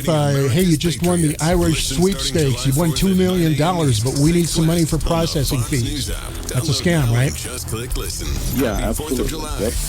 We've seen that for quite some time. Celebrate this 4th of July all weekend with something else to kind of consider is just American coverage will highlight the our fact nation's patriotic that there are spirit some with ways one-of-a-kind that you performances can and keep events. yourself safe Plus, from all all this. weekend, Abby Okay. is bringing you a special look at our nation's A history. couple of things that we have told people in the past is, 3 steps to keep yourself protected from identity fraud. The first commemorating the founding of our security nation freeze on your credit account. It's a 3-day agent, so no one can open new lines in your name. Okay. My family's done this. It doesn't take very long. You do have to make sure you keep your username and password critical of somewhere. President Biden We have for had, recent inflation and believe after we did gasoline that, and we've had grocery letters prices are out of control. Michigan people denying Congressman us Dan Kildee on new Fox's credit Kavuna cards, Live. people denying We us obviously flip always want to be phones. concerned to try to manage the We've had a economy to number of avoid things runaway where inflation. I that think credit freeze there really is a saved us difference in terms of the from experience people we're who, having now through these data breaches, and you those get your past information, periods your where, personal as you information, point out, and really there with were name, structural address, problems in the social security number or White driver's House license number. insists In a lot of inflation is cases, only that's about all temporary someone while really the needs to economy open up new lines of recovers credit. from So the we pandemic. tell people, Louisiana has a new credit. controversial The second thing is abortion law. establish The online measure access signed by to Democratic all your Governor financial John Bell accounts. So your Edwards, who bank, opposes your abortion, credit cards, the centers people that around you a pay the most. drug-induced version of the And check procedure them from involving time to 2 time. kinds of Make sure that pills. they're there. Under the new law, The third thing doctors is are we say required to use let the patient unique know in a passwords written for every statement online that the account. first pill You know, isn't always consider effective purchasing a and that it might password be manager possible that to can create reverse the complex process passwords. if they have second Because what we've thoughts. found in a lot of Opponents cases say is, there let's isn't say that science to there's support that, big and box store similar that has laws a passed by data Republican-led breach. states are already being challenged They in have court. all of a sudden Louisiana's usernames version and won some passwords. So bipartisan support from what scammers have legislators. kind of figured It's out scheduled is to take people use effect the August same 1st. password and the Lisa same Brady, username Fox News. at a lot of This other is accounts. So if expected they to be a busy get my weekend for information animal through shelters. The days after through a the big 4th box of July realtor are in town, tough on then animal they'll start going shelters, to the which more may get popular packed with pets banks and freaked out credit by the unions sound in of that fireworks. in They that often community. run So away they'll from go home to hoping to Blue, and they'll escape the try, noise and wind up my in places username and like my the Santa password that they Fe pulled out Animal of the big box. Shelter in And New if that doesn't work, they'll Mexico. go to Wells Fargo and they'll try my username and my password that they got from the big box. Let's go down one by one. As we go into the 4th of July and weekend, so they could figure out where you're banking and how to remove that money. So that's why it becomes really important to use the complex password and any unique Plenty of password animal for each advocates say this coming week. Tom, I think you've probably heard of this, perhaps not, but recently the Wyoming Department of Health announced that something like 160,000 people accidentally had some of their personal information uploaded to a website. Now, it wasn't bank account numbers. I think it was just names and addresses. Do those people need to be concerned? I think if you are concerned, calling the Wyoming Department of Health is the way to go. I know that they did put out some information last week on, there had been a few people that had been attempted to be scammed out of that particular data breach, but unfortunately, I don't have a ton of detail on that. And the Department of Health has offered up a their phone number to help folks who have gotten into that place. Now, one thing I will remind people at this point is that the AARP has a fraud watch network. Okay. That's available. It's aarp.org and then /fraud watch network. Mm-hmm. And one of the services that they have there is they have trained volunteers who, if you feel like you have been scammed, you can call them and they will take you through next steps. They will talk about, okay, you think this happened, here's probably where you should go. In a lot of cases, unfortunately, they have to tell you, okay, the best of Sean Hannity is on now. Moving forward.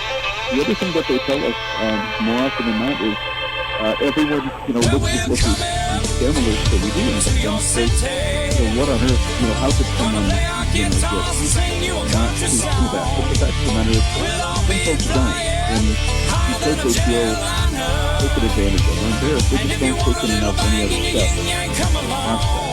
The Republican leader uses the language and the logic of the Southern senators in the 60s who defended states' rights, and it is an indefensible position. My God, so the Fraud Watch Network is free to everyone. You don't have to be an AES member. They're going to be getting checks in the mail that are consequential. They're not selling you anything. All they're doing is they're sending you watchdog alerts. Why would I not be for it? Freedom is back in style. Area. And then they'll revolution. Well, as far as being embarrassed, I would refer back to the scam I spoke about a few minutes ago. This lady was good. I mean, some of these people are professionals, and they make their living this way, and we're not talking about amateurs in some cases. They can make themselves sound very convincing. Right, Hour 2, Sean Hannity Show, 800-941-SEAN, our number. You want to be a part of the program. If you are and have been a regular listener to this program, you've heard the name Eddie Gallagher before. We talked about it a lot. Navy SEAL, actually now retired. He was put on trial for murder and other serious crimes. Awfully vague. That he was accused of by committing by the U.S. government during his last deployment, which was in Mosul, and it captured national, international media attention. And it became a polarizing issue. Why? I'm not fully, completely sure. I think there was some politics involved in it. That was always my personal opinion. Ultimately acquitted of the most serious charges. Tom, are people safe dealing on eBay? Can you get ripped off on eBay? I want to go back first before I introduce him to you and play his brother. He was actually on this show. Realm of expertise. Okay. We followed this case closely from the beginning. I did have a friend a couple of years ago who told me, and I got the second hand, but claimed that he paid for a truck in Arizona on eBay and the scammers ran off with it. But I don't know anything more about that. He fulfilled a family tradition that we have of joining service. Like his father and uncles and grandparents. Enlisted at a high school and became a medic, then a Marine Scout sniper, and then a Navy SEAL, which he's been for 14 years. It's been on 8 combat tours, like you mentioned, racking up accolade after accolade. I mean, if you were to literally create or imagine what a modern-day war hero would be, it'd be Eddie. Now, he's just like any other special operator. He's humble. He would say that I'm just like the rest of the guys, but even among his peers, he stands out. So my brother was in charge of his platoon. Trump and the president tasked him almost the impossible to clear out ISIS from Mosul. They're deeply embedded. There was intense weeks of heavy firefighting, of combat, of the guerrillas caliber. My brother's called me on every single one of his 8 combat deployments, every single one. And hardly has he described an enemy as cruel and as violent and as just disgusting as ISIS. And so, and this isn't in question, and I want to state from the beginning that everything that's been said is, and if I can use this phrase, it's fake news in a way. It's just complete fabrication, it's rumor.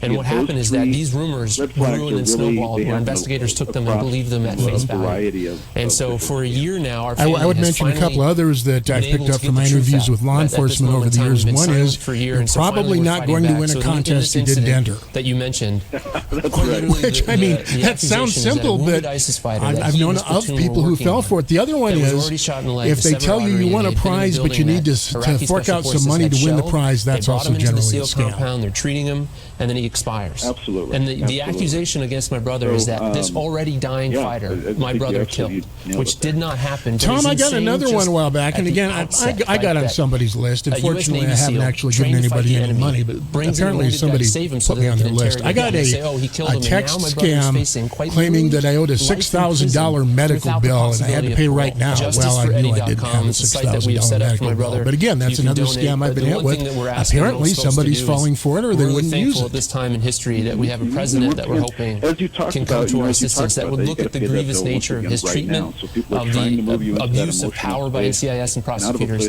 and come to our aid. JusticeForEddie.com. All right, joining us now is Navy SEAL Chief, now retired Eddie Gallagher, his wife Andrea join us. Their new book, it's on Hannity.com, Amazon.com, and now in bookstores everywhere as they tell their story, the man in the arena, from fighting ISIS to fighting for my freedom. Welcome, both of you. You know, as I really? Now that's when I had your story unfold, and it became very odd to me because apparently, I guess there's I guess there's a political side to everything, if that's a good way to put it.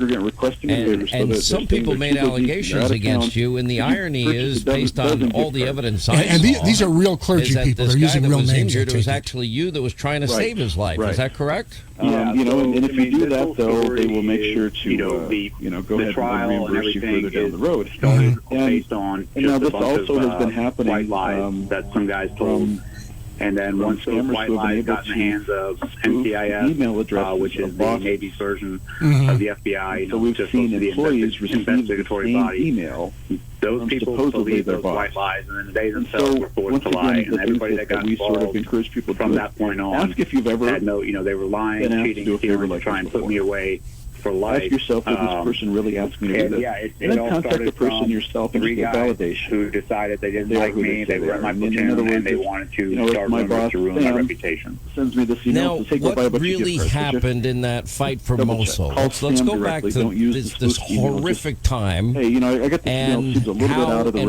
why there were these few people that apparently in the SEAL platoon, one that actually, Tom, we're down to about a minute left. Is there anything you want to mention that we haven't covered so far? Yeah, so basically these three guys that were in my platoon, I think we covered quite a bit of what's going on around Cheyenne they had and Wyoming lately. No real combat experience. For the AARP and this was their first combat deployment, and what they found out is this job was not for them. During that deployment, it was very chaotic and very busy. We got trained I had 23 guys in my platoon, and these three individuals decided that this job wasn't for them, and instead of choosing to leave the community, they tried to... Thanks, Tom. Talk to you later.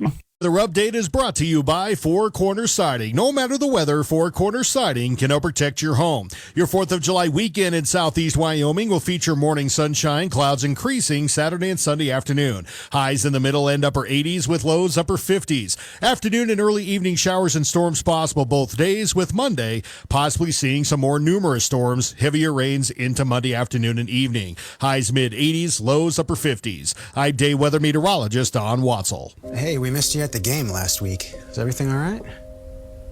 I just haven't been feeling like me lately.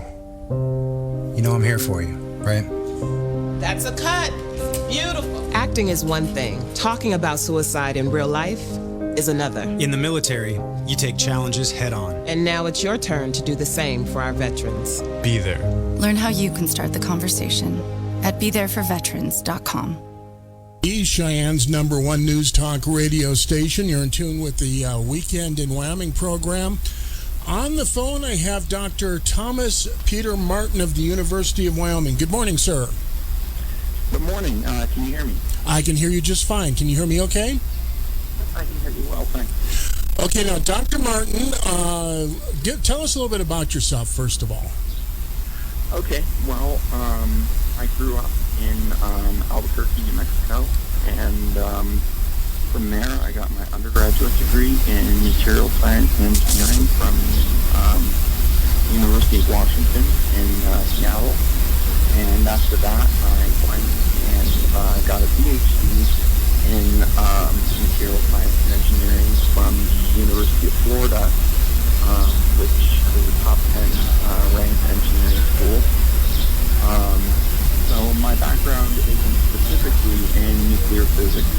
interested in materials and materials design and things like that, which obviously are critical going into a reactor, no pun intended. Most reactor accidents happen due to materials failures. And so, after that, I came back and was looking for a job. My background was in the semiconductor industry mainly. But I noticed that the University of Wyoming needed somebody to run their transmission electron microscope, and I had a lot of experience with that. So I took that job, and I really enjoyed it out here in Wyoming. I love the climate. I love the kind of culture and the people.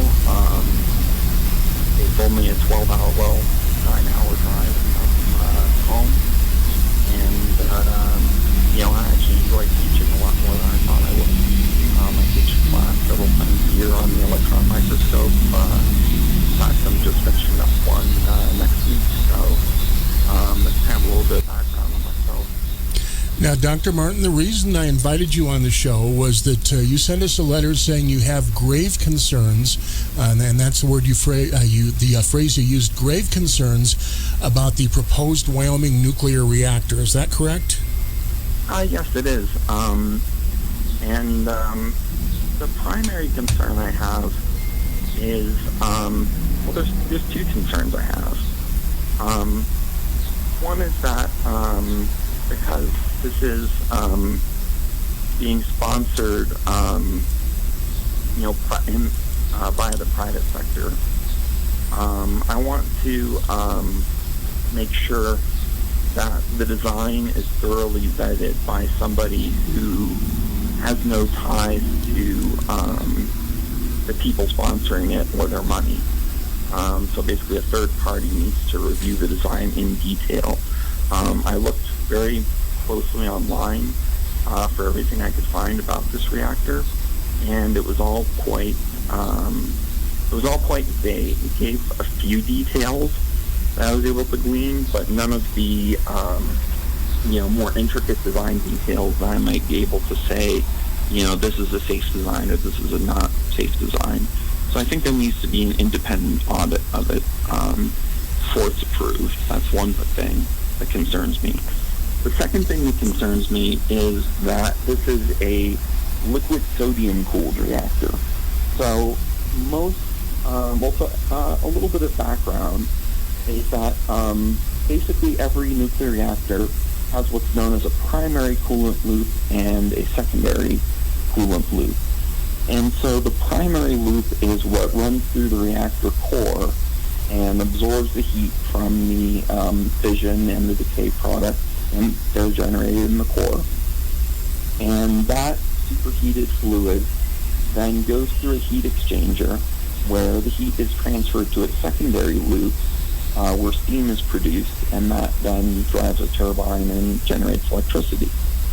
Now, in their primary loop, most commercial reactors use water, which has several advantages and several downsides. But this particular reactor is using sodium, which also has several advantages and downsides. The biggest downside is that, there's two downsides. One is that sodium is a very strong neutron absorber. It becomes highly radioactive when it passes through, say, the core of a nuclear reactor where there's neutrons present. And the second, of course, is that sodium is a very reactive metal. I'm sure many people have seen demonstrations where a piece of solid sodium is thrown in water and it burns very violently. And so, of course, liquid sodium that's been superheated, if it's exposed to air, it will also burn violently. So any leak in their primary coolant system will create an intensely radioactive fire. So that's a big concern then by itself. Yes, so they have to be very careful in how they design their primary coolant loop to ensure that there's absolutely no possibility of leaks, and they're going to have some kind of inspection schedule to make sure that the materials they build their primary coolant loop piping out of don't degrade over time, because neutrons do tend to degrade most metal alloys over time. Dr. Martin, if sodium is such a concern, why not just use water for this reactor? What they're building is something called a fast reactor. So water is typically used in what are known as moderated reactors. So when a neutron comes from an atom after it's been fissioned, it has a lot of kinetic energy. And when you have water in the reactor core, that acts to thermalize it, essentially. So through scattering events off the water, the neutron loses energy, and when it's at a lower energy, it actually has a higher probability of colliding with a fissile atom and fissioning it. So they want to use a fast reactor. So sodium will not moderate the neutron in the same manner that water will. So it'll absorb some of them, but the one that doesn't absorb will pass right through it and maintain their kinetic energy. And this allows them to burn up heavier isotopes of plutonium, let's say, than a moderated reactor. So isotopes like plutonium 240, 242, things like that are usually nuclear waste, can be used as fuel. And because it has better neutron economy, it actually produces more fuel than it consumes, so it's considered a breeder reactor. One downside of this design is because there's a lower probability of a fission event happening per neutron, they need to use more highly enriched fuel. So a normal reactor might only need to be enriched to, say, 5%. This might need to be enriched to, say, 20 or even 30%. Okay, and obviously I'm just a layman and I don't pretend to be otherwise, so I'll ask what may be a stupid question. If that's the case, does that mean an accident here could be 5 times as violent as an accident with a water-cooled reactor? Well, it depends on the mechanism of the accident. So, okay. In Fukushima, for example, several things went wrong. So they did shut down the fission process, but a nuclear reactor generates about 20% of its power from the decay heat of the fission byproduct. So when an atom fissions, it splits into 2 atoms, and those 2 atoms are generally radioactive themselves, and those decay, and as they decay they release heat, and that contributes to the heat generated by the reactor. And so in Fukushima what happened is they weren't able to keep the core cool, and so the heat from the decay byproduct built up until it melted down, and then because they were using water in their reactor, the zirconium piping, once it heated up enough, zirconium will react with water, and when it does, that'll release hydrogen gas, which then exploded. So that's what happened there. In this case, Bill Gates, or at least the company TerraPower, claims that they have, quote-unquote, a passive cooling system where in the event of a shutdown, instead of having to run water through the core, that just natural convection of air will allow it to dissipate the decay heat. Now that's a claim they've made. I haven't seen anything in literature validating that their design can actually do that. But that begs another question, which is how well contained is this if it relies upon convection? That's another potential concern, is if it's open to the air essentially, and you have air circulating through it, and then you have, say, a sodium leak, that would make it much easier for that radioactive sodium to escape. Okay, I'm speaking with Dr. Thomas Peter Martin from the University of Wyoming. We're discussing the proposed nuclear reactor that was announced recently. And by the way, at 11:33, I'm going to replay an interview that Glenn Woods did this week with the governor about that reactor. By the way, we are taking calls. If anybody has any questions or comments, 632-3323. So, Dr. Martin, if I'm understanding you correctly, you have some concerns about some claims with the safety mechanism that you consider questionable. Would that be an accurate summary? Yes. So I think, well, first of all, the easiest way to test their claims would be, to set up resistive heating elements that don't have any nuclear material. To a worst-case scenario type temperature and see if the convective mechanism works. I haven't seen any evidence that that test has been performed. Another concern with that particular safety feature is that if it's using the natural convection of air, basically as the air is heated, the warm air will rise and draw in cool air. Then it has to essentially be open to atmosphere instead of being in a containment vessel. And so if it is, then if the sodium primary coolant loop were to develop a leak, it would, as I said earlier, burn violently. The sodium would, of course, be intensely radioactive from exposure to neutrons in the core. And because sodium is so common in pretty much all life forms, it would be uptaken very readily if it made it in the atmosphere and precipitated out. So this sounds, and again, I'm a layman and I'm not trying to sensationalize this, but if I'm understanding you correctly, this sounds like a potentially very dangerous situation. Is that accurate? Yes, potentially if the proper safeguards aren't taken.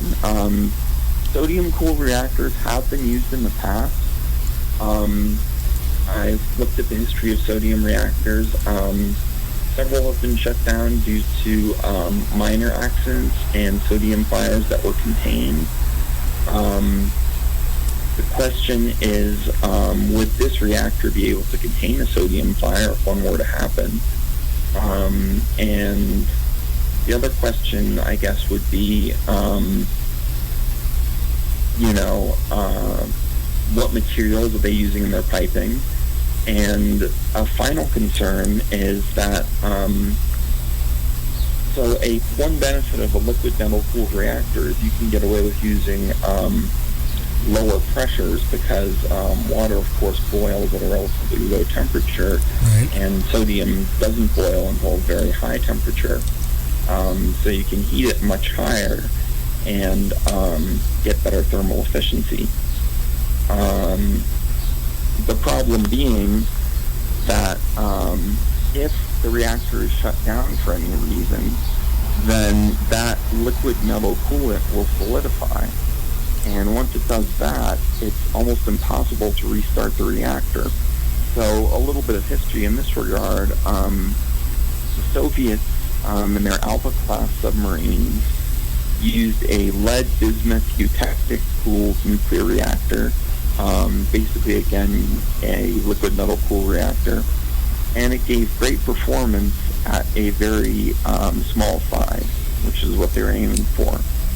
The problem is that whenever there was an accident in the reactor that called for shutting it down, then the coolant would solidify and the reactor was basically permanently disabled. They had to replace the entire unit. And so this puts a great deal of pressure on the reactor operators to potentially overlook encroaching safety concerns in the interests of keeping the reactor critical so that it doesn't essentially have to be rebuilt. So I want to make sure that proper protocols are in place and enforced so that an operator doesn't push the boundaries of what would be considered acceptable in an effort to save the reactor. So you're concerned about economic concerns overriding safety concerns in a nutshell. Yes. Now, Dr. Martin, this, of course, is all on the drawing board. It hasn't been constructed yet. They don't even know for sure where they're going to build it. Could they make changes in the plans for this to make it safer that would address your concerns? Oh, absolutely. In fact, I haven't even seen the plans for the reactor because they're proprietary, I believe, at this point.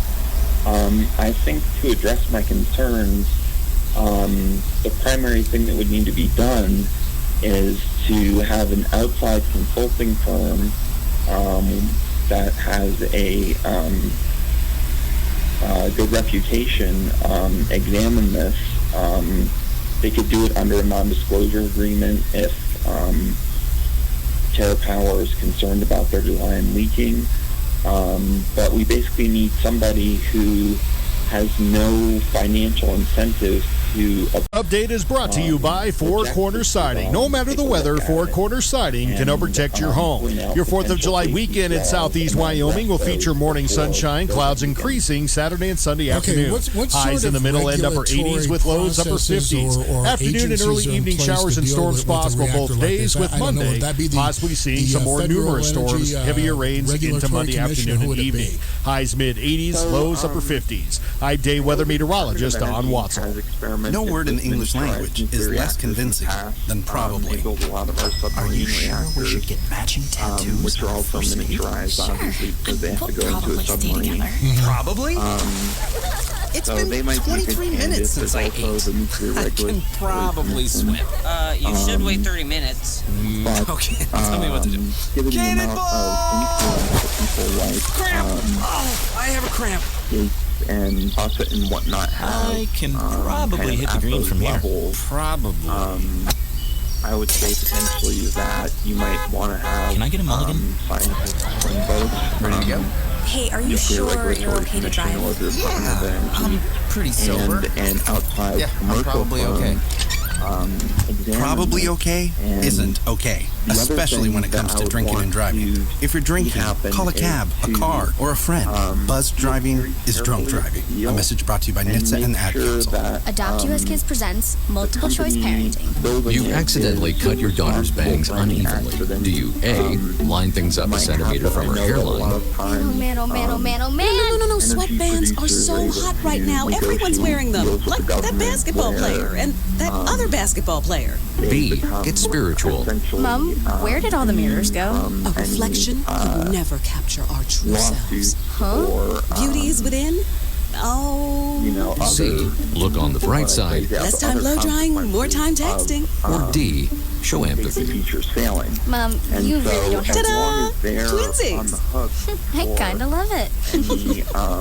As a parent, there are no perfect answers. But you don't have to be perfect to be a perfect parent. Thousands of teens in foster care will love you just the same. For more information on how you can adopt, visit adoptuskids.org. A public service announcement from the U.S. Department of Health and Human Services, Adopt U.S. Kids, and the Ad Council. Very closely examine the design and potentially test some of these claims on their own would be a good, a good safeguard. It's sort of like if you had a car company that was trying to sell you a car, and they claimed that they had performed these tests, and they say this is the safest car that's ever been built, and it'll survive an accident,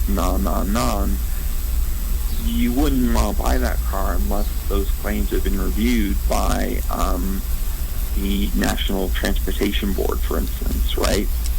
You wouldn't just take the company's word for it. You want a third party to look in and verify that, yes, these claims are true, or no, they're exaggerating their claims.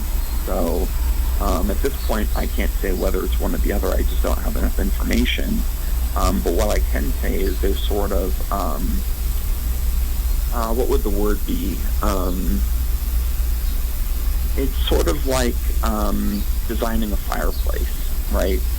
it's a very good thing to have in your home. It'll heat your house. It'll do it at a good price. But if it's poorly designed, you can die of carbon monoxide poisoning, or it could start a fire, or it could cause other problems. So it has to be done properly. And so there's building codes for where fireplaces are built and how they're built. And all I'm saying is that we need something similar for this, because it's basically a giant fireplace that's generating power. The only difference is that in this case, if there's an accident, it could potentially affect a large region of the state, because even though the half-life of the radioactive sodium is only 15 hours, depending on the amount released, it could take many half-lives for it to decay away to the point where it was safe. And with the winds the way they are in Wyoming, it could spread quite a distance. Dr. Martin, it looks like we have a caller. Good morning, caller. You're on the air. Yeah, yes, sir. I got a question. If it's so dangerous, why are we even building in the state of Wyoming? Well, that is another thing that came to mind, is that if Gates and company are so convinced that their design is safe, then why aren't they building it in a state like California that already suffers? Bingo! Right on. Right on, dude. Excellent point. You have a great day, sir. Bye-bye. So you think Wyoming maybe is being chosen because we don't have experience regulating these type of projects, and they might think that they can get it through more easily? Is that sort of what you're saying? Well, I think Wyoming might be being chosen simply because it's, aside from Alaska, the most sparsely populated state in the country. Mm-hmm. And so if there were to be an accident, the number of people exposed would be smaller than if they built it somewhere else. And so their liability would then potentially be lower. That thought has crossed my mind. I'm not sure of their reasoning or their official reasoning for building it out here. I mean, obviously, if we can land this deal and, get this outside income into the state during the state budget crisis, then that would be a wonderful thing for the state. But we have to make sure it's done safely and that we're not just being used as essentially a lab rat. Dr. Martin, we're down to just a couple minutes left here. In summary, if I'm hearing you correctly, and correct me if I'm not, it sounds like you're not opposed to the concept, but you want some safeguards in place and some close looks taken by regulators who don't have a bias. Would that be accurate? Yes, absolutely. For example, the sodium, when it gets hit with neutrons, it will decay with a half-life of 15 hours into magnesium. Magnesium is not soluble. That is one of the concerns that I've raised is, I'm a little bit concerned that they're building it in such a sparsely populated area to start with. It makes me think that they might have safety concerns of their own, and by building it in a very sparsely populated area, relatively speaking, compared to the rest of the United States, that, they're trying to avoid liability in the event of an accident. And, that's not necessarily the reason they're doing it. I don't want to accuse anybody of anything without solid proof, but it is sort of it's not a red flag, it's at least a yellow flag. It's something we should be considering. Well, I'm against it. So anyway, thank you so very much. Thanks, caller. So, Dr. Martin, what's the worst case scenario on this? What could happen if this absolutely went south? Well, okay, so the worst scenario, in my opinion, would be if his cooling system is convective and he doesn't have a proper containment facility around it. In other words, most nuclear reactors have a high-pressure vessel to contain the water so that it will boil at a higher temperature and they can run their reactors at a higher temperature. Those are the moderated reactors I talked about earlier, which account for most commercial reactors. Now, his design claims to be able to avoid a meltdown by using convective cooling. Now, that would have to go through the core, and the primary coolant loop also has to go through the core in order to pick up heat from the fuel rod. And so if there were to be a leak in the primary coolant loop, what would happen is the sodium would start burning. And the sodium would burn very, very hot. And so a very small leak would rapidly get larger as it melted the material that the pipe was made out of. And if the coolant continued to flow and continued to burn, we would essentially have, I don't know how else to describe it, but a radioactive barbecue fuel.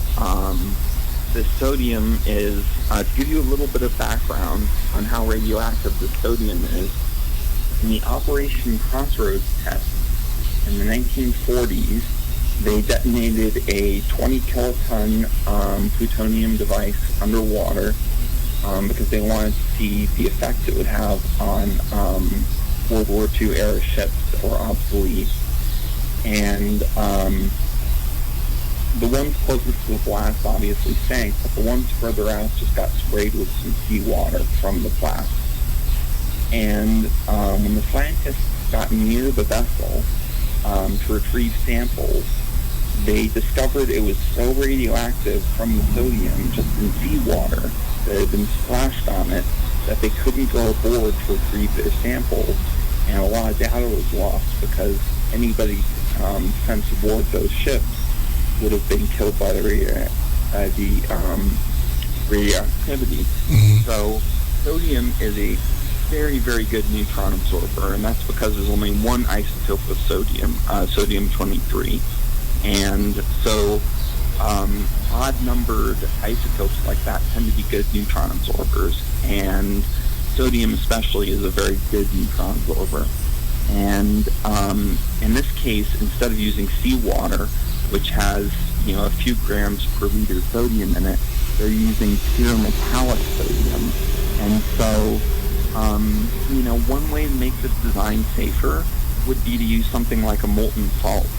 There's molten salt reactors in operation, and the benefit that those have is because the metal is already oxidized, essentially. It's already not in a metallic state. It can't burn anymore.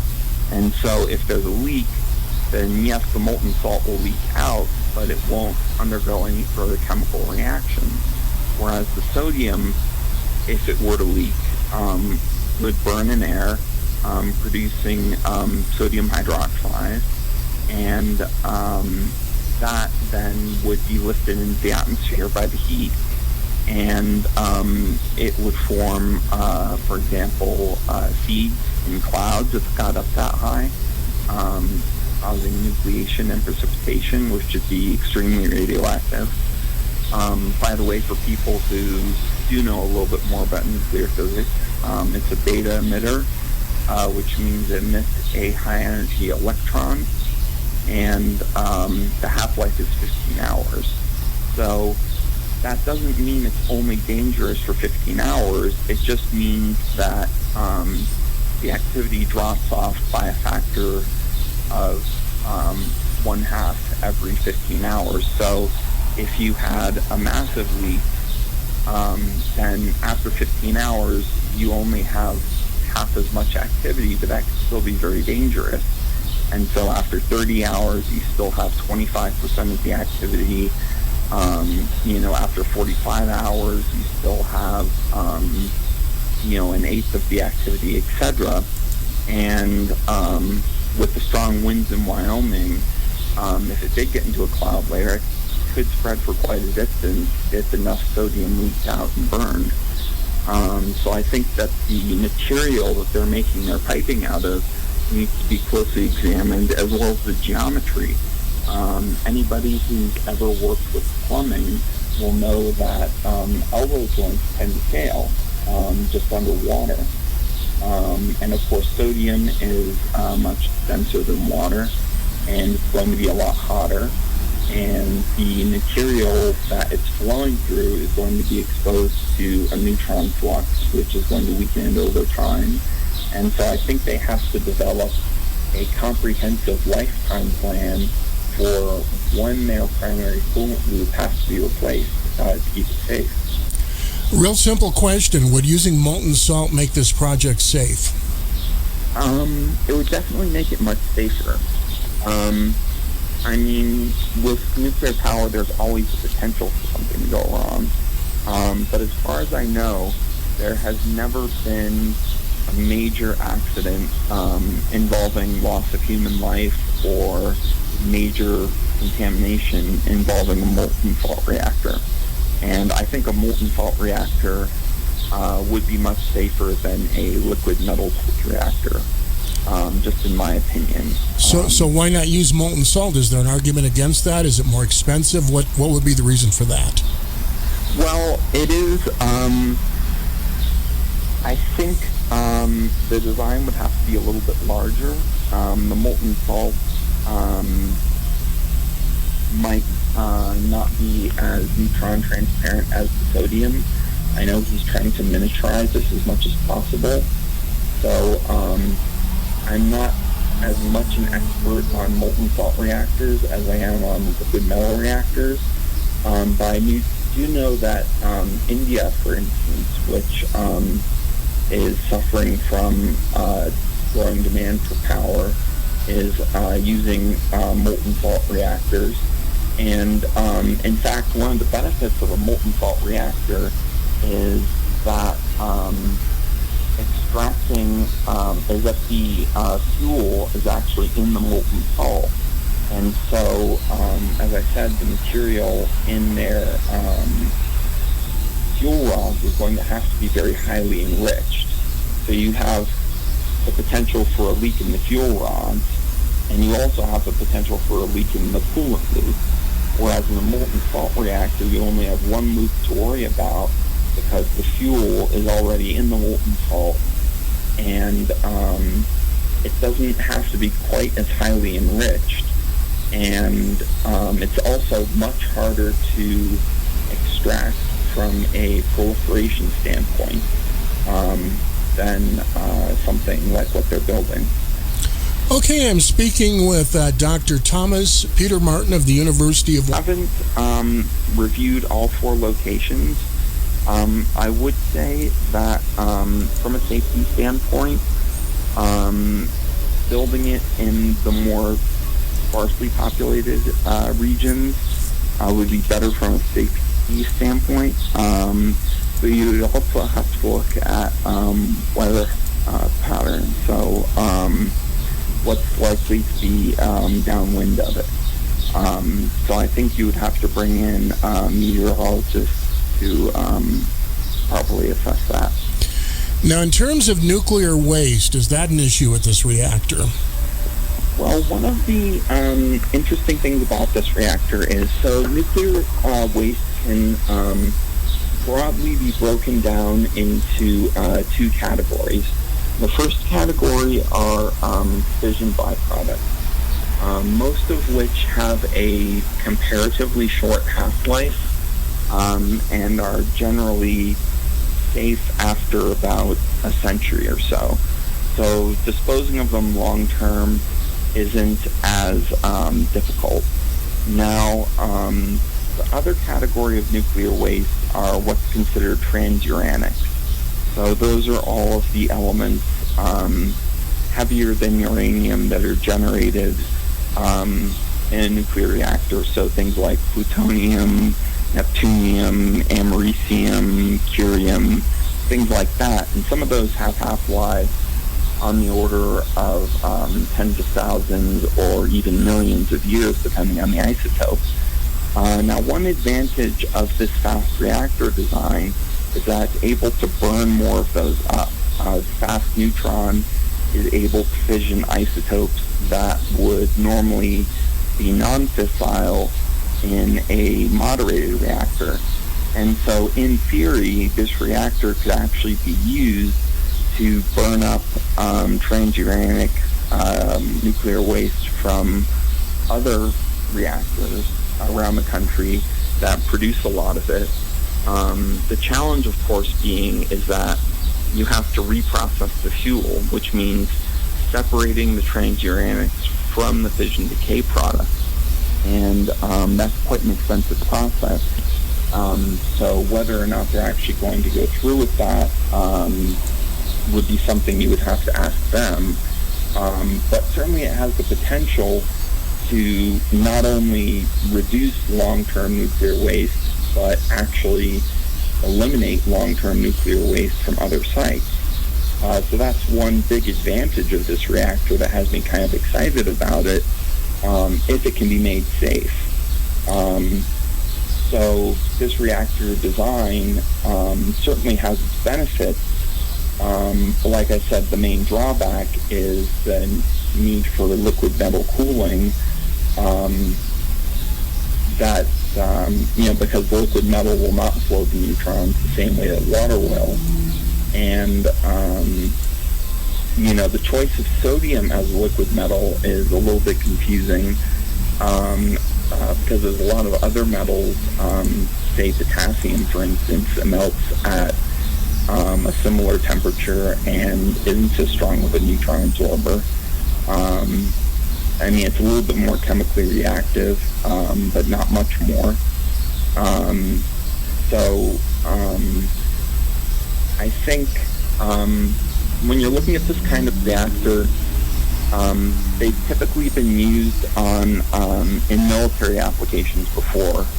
So in things like submarines where performance and size are considered paramount, and they're willing to push the safety boundaries a little bit because it's a military application. But for a civilian application, I think it might be worthwhile to consider expanding the facility a little bit and using something like molten salt reactors, which can also burn up transuranics and can also generate more fuel than they burn. And so they have pretty much all of the benefits of this liquid metal cooled reactor, except you've taken away the chemical reactivity of the coolant. So if there is a leak, there won't be a metal fire. And of course, metal fires burn extremely hot. And because they're so radioactive, I have no idea how they would intend to put one out. So that would be a question that the state regulators should certainly ask them, is if for some reason your safety features fail and there is a leak in your primary coolant loop that starts a fire, what safety features are present to put out that fire before it grows into something that simply can't be contained. So again, it sounds like you believe this project can be made safe. You just have some concerns about how it's being proposed at the moment. Is that true? Yes. Well, I certainly believe that this can be made safe. Obviously, liquid sodium reactors were experimented with mostly in the 60s and 70s. They did have some sodium fires, although they were relatively minor. They tended to be military projects, and those were, of course, done in military test sites, which were well away from civilian centers, and they were contained. However, technology, of course, has advanced a lot in the last half century.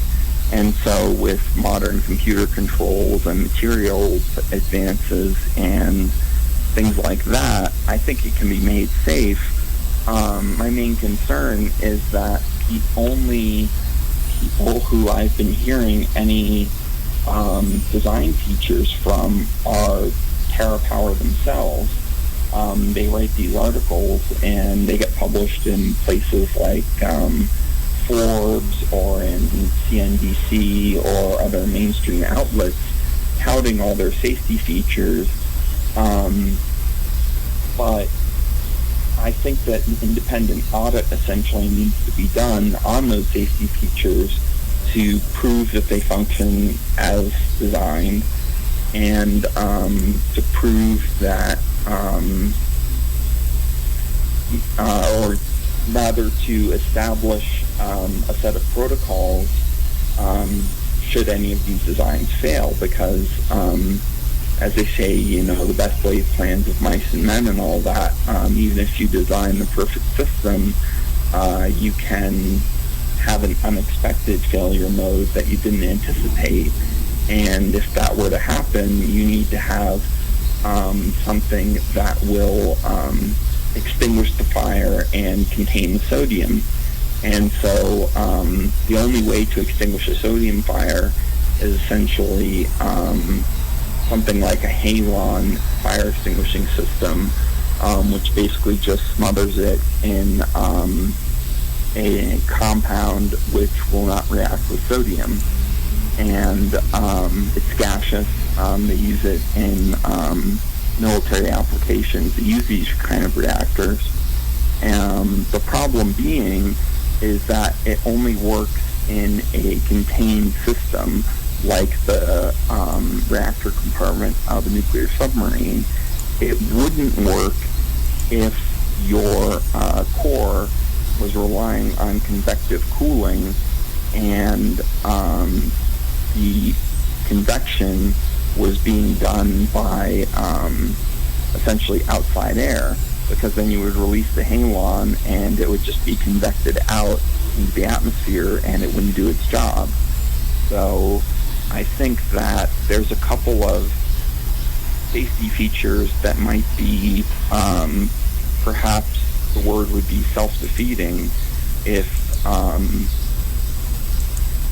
push came to shove. So the convective idea to prevent a meltdown is a good one, but if there were to be a sodium leak instead of a meltdown, then suddenly it's working against you.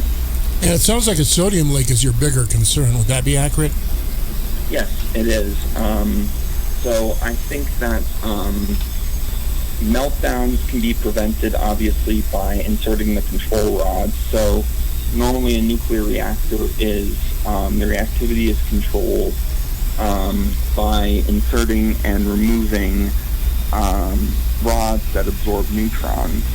And so they insert them a certain distance to maintain the right neutron flux to generate the desired amount of power.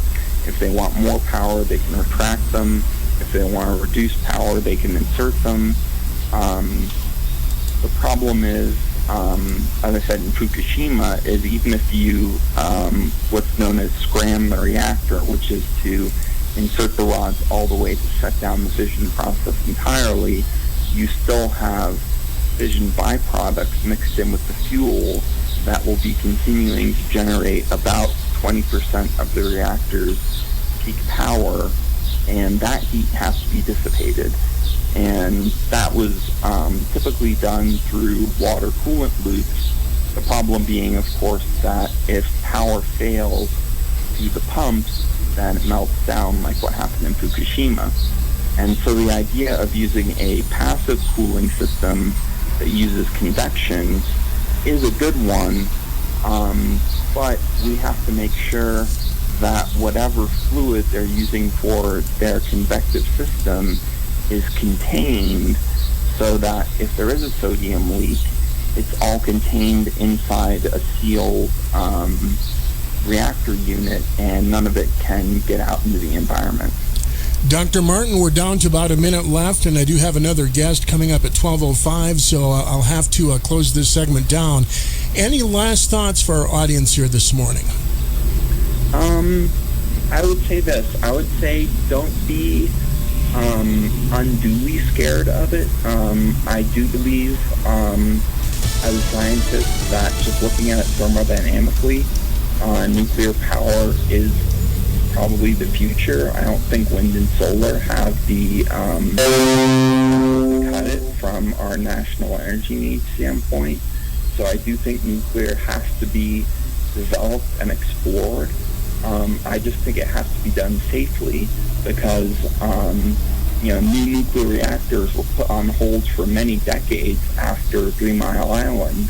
And so if a similar incident were to happen here, it would set the entire movement back by a decade. It can be brought down within 46 hours. Officials say 2 more bodies were found in the rubble, bringing the number. Dr. Martin, I'm going to have to cut you off here. We are out of time, but I do appreciate your time this morning. It's been very informative. Thank you. After a standoff between police and a group of armed men. 11 suspects, some of them armed, are now in custody. And this all started early this morning, around 1:30 a.m., when a group of heavily armed men dressed in military-style tactical uniforms were spotted by police in 2 cars that had pulled over on I-95. 2 men were arrested early this morning, 9 others hours later. Some of them fled into the woods armed with rifles and body cameras. A shelter-in-place order has now been lifted for the residents of Wakefield, Massachusetts. Fox's Lucas Tomlinson reporting.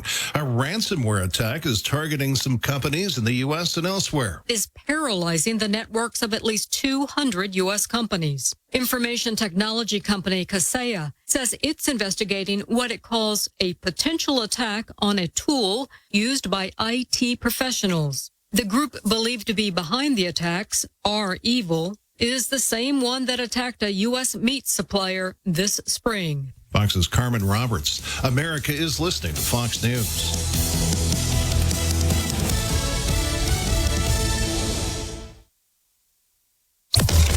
Celebrate America's birthday with Fox News Radio. Starting at 9 a.m. East with a special patriotic Brian Kilmeade show. Then at noon, it's the Fox Across America July 4th Freedom Festival with Jimmy Fallon. And at 3 p.m. East, Guy Benson celebrates the 4th with memorable interviews celebrating America's patriots. Listen starting July 4th at 9 a.m. East, 6 West on the Fox News app. Download now and just click listen. Happy 4th of July from Fox News Radio. Celebrate this 4th of July all weekend with Fox News Channel. Our proud American coverage will highlight our nation's patriotic spirit with one-of-a-kind performances and events. Plus, all weekend, Abby Hornacek is bringing you a special look at our nation's history and this year's iconic Kansas City Air Show. Then, you don't want to miss our Independence Day special, Sunday at 8 p.m. Eastern, commemorating the founding of our nation with spectacular fireworks shows live. Join us for the ultimate Proud American celebration happening all weekend, only on Fox News Channel. Republicans are critical of President Biden for recent inflation and believe gasoline and grocery prices are out of control. Michigan Congressman Dan Kildee on Fox's Cavuto Live. We obviously always want to be concerned to try to manage the economy to avoid runaway inflation. I think there is a difference in terms of the experience we're having now and those past periods where, as you point out, there were structural problems in the economy. The White House insists inflation is only temporary while the economy recovers from the pandemic. Louisiana has a new controversial abortion law. The measure signed by Democratic Governor John Bel Edwards, who opposes abortion, centers around a drug-induced version of the procedure involving 2 kinds of pills. Under the new law, doctors are required to let the patient know in a written statement that the first pill isn't always effective and that it might be possible to reverse the process if they have second thoughts. Opponents say there isn't science to support that, and similar laws passed by Republican-led states are already being challenged in court. Louisiana's version won some bipartisan support from legislators. It's scheduled to take effect August 1st.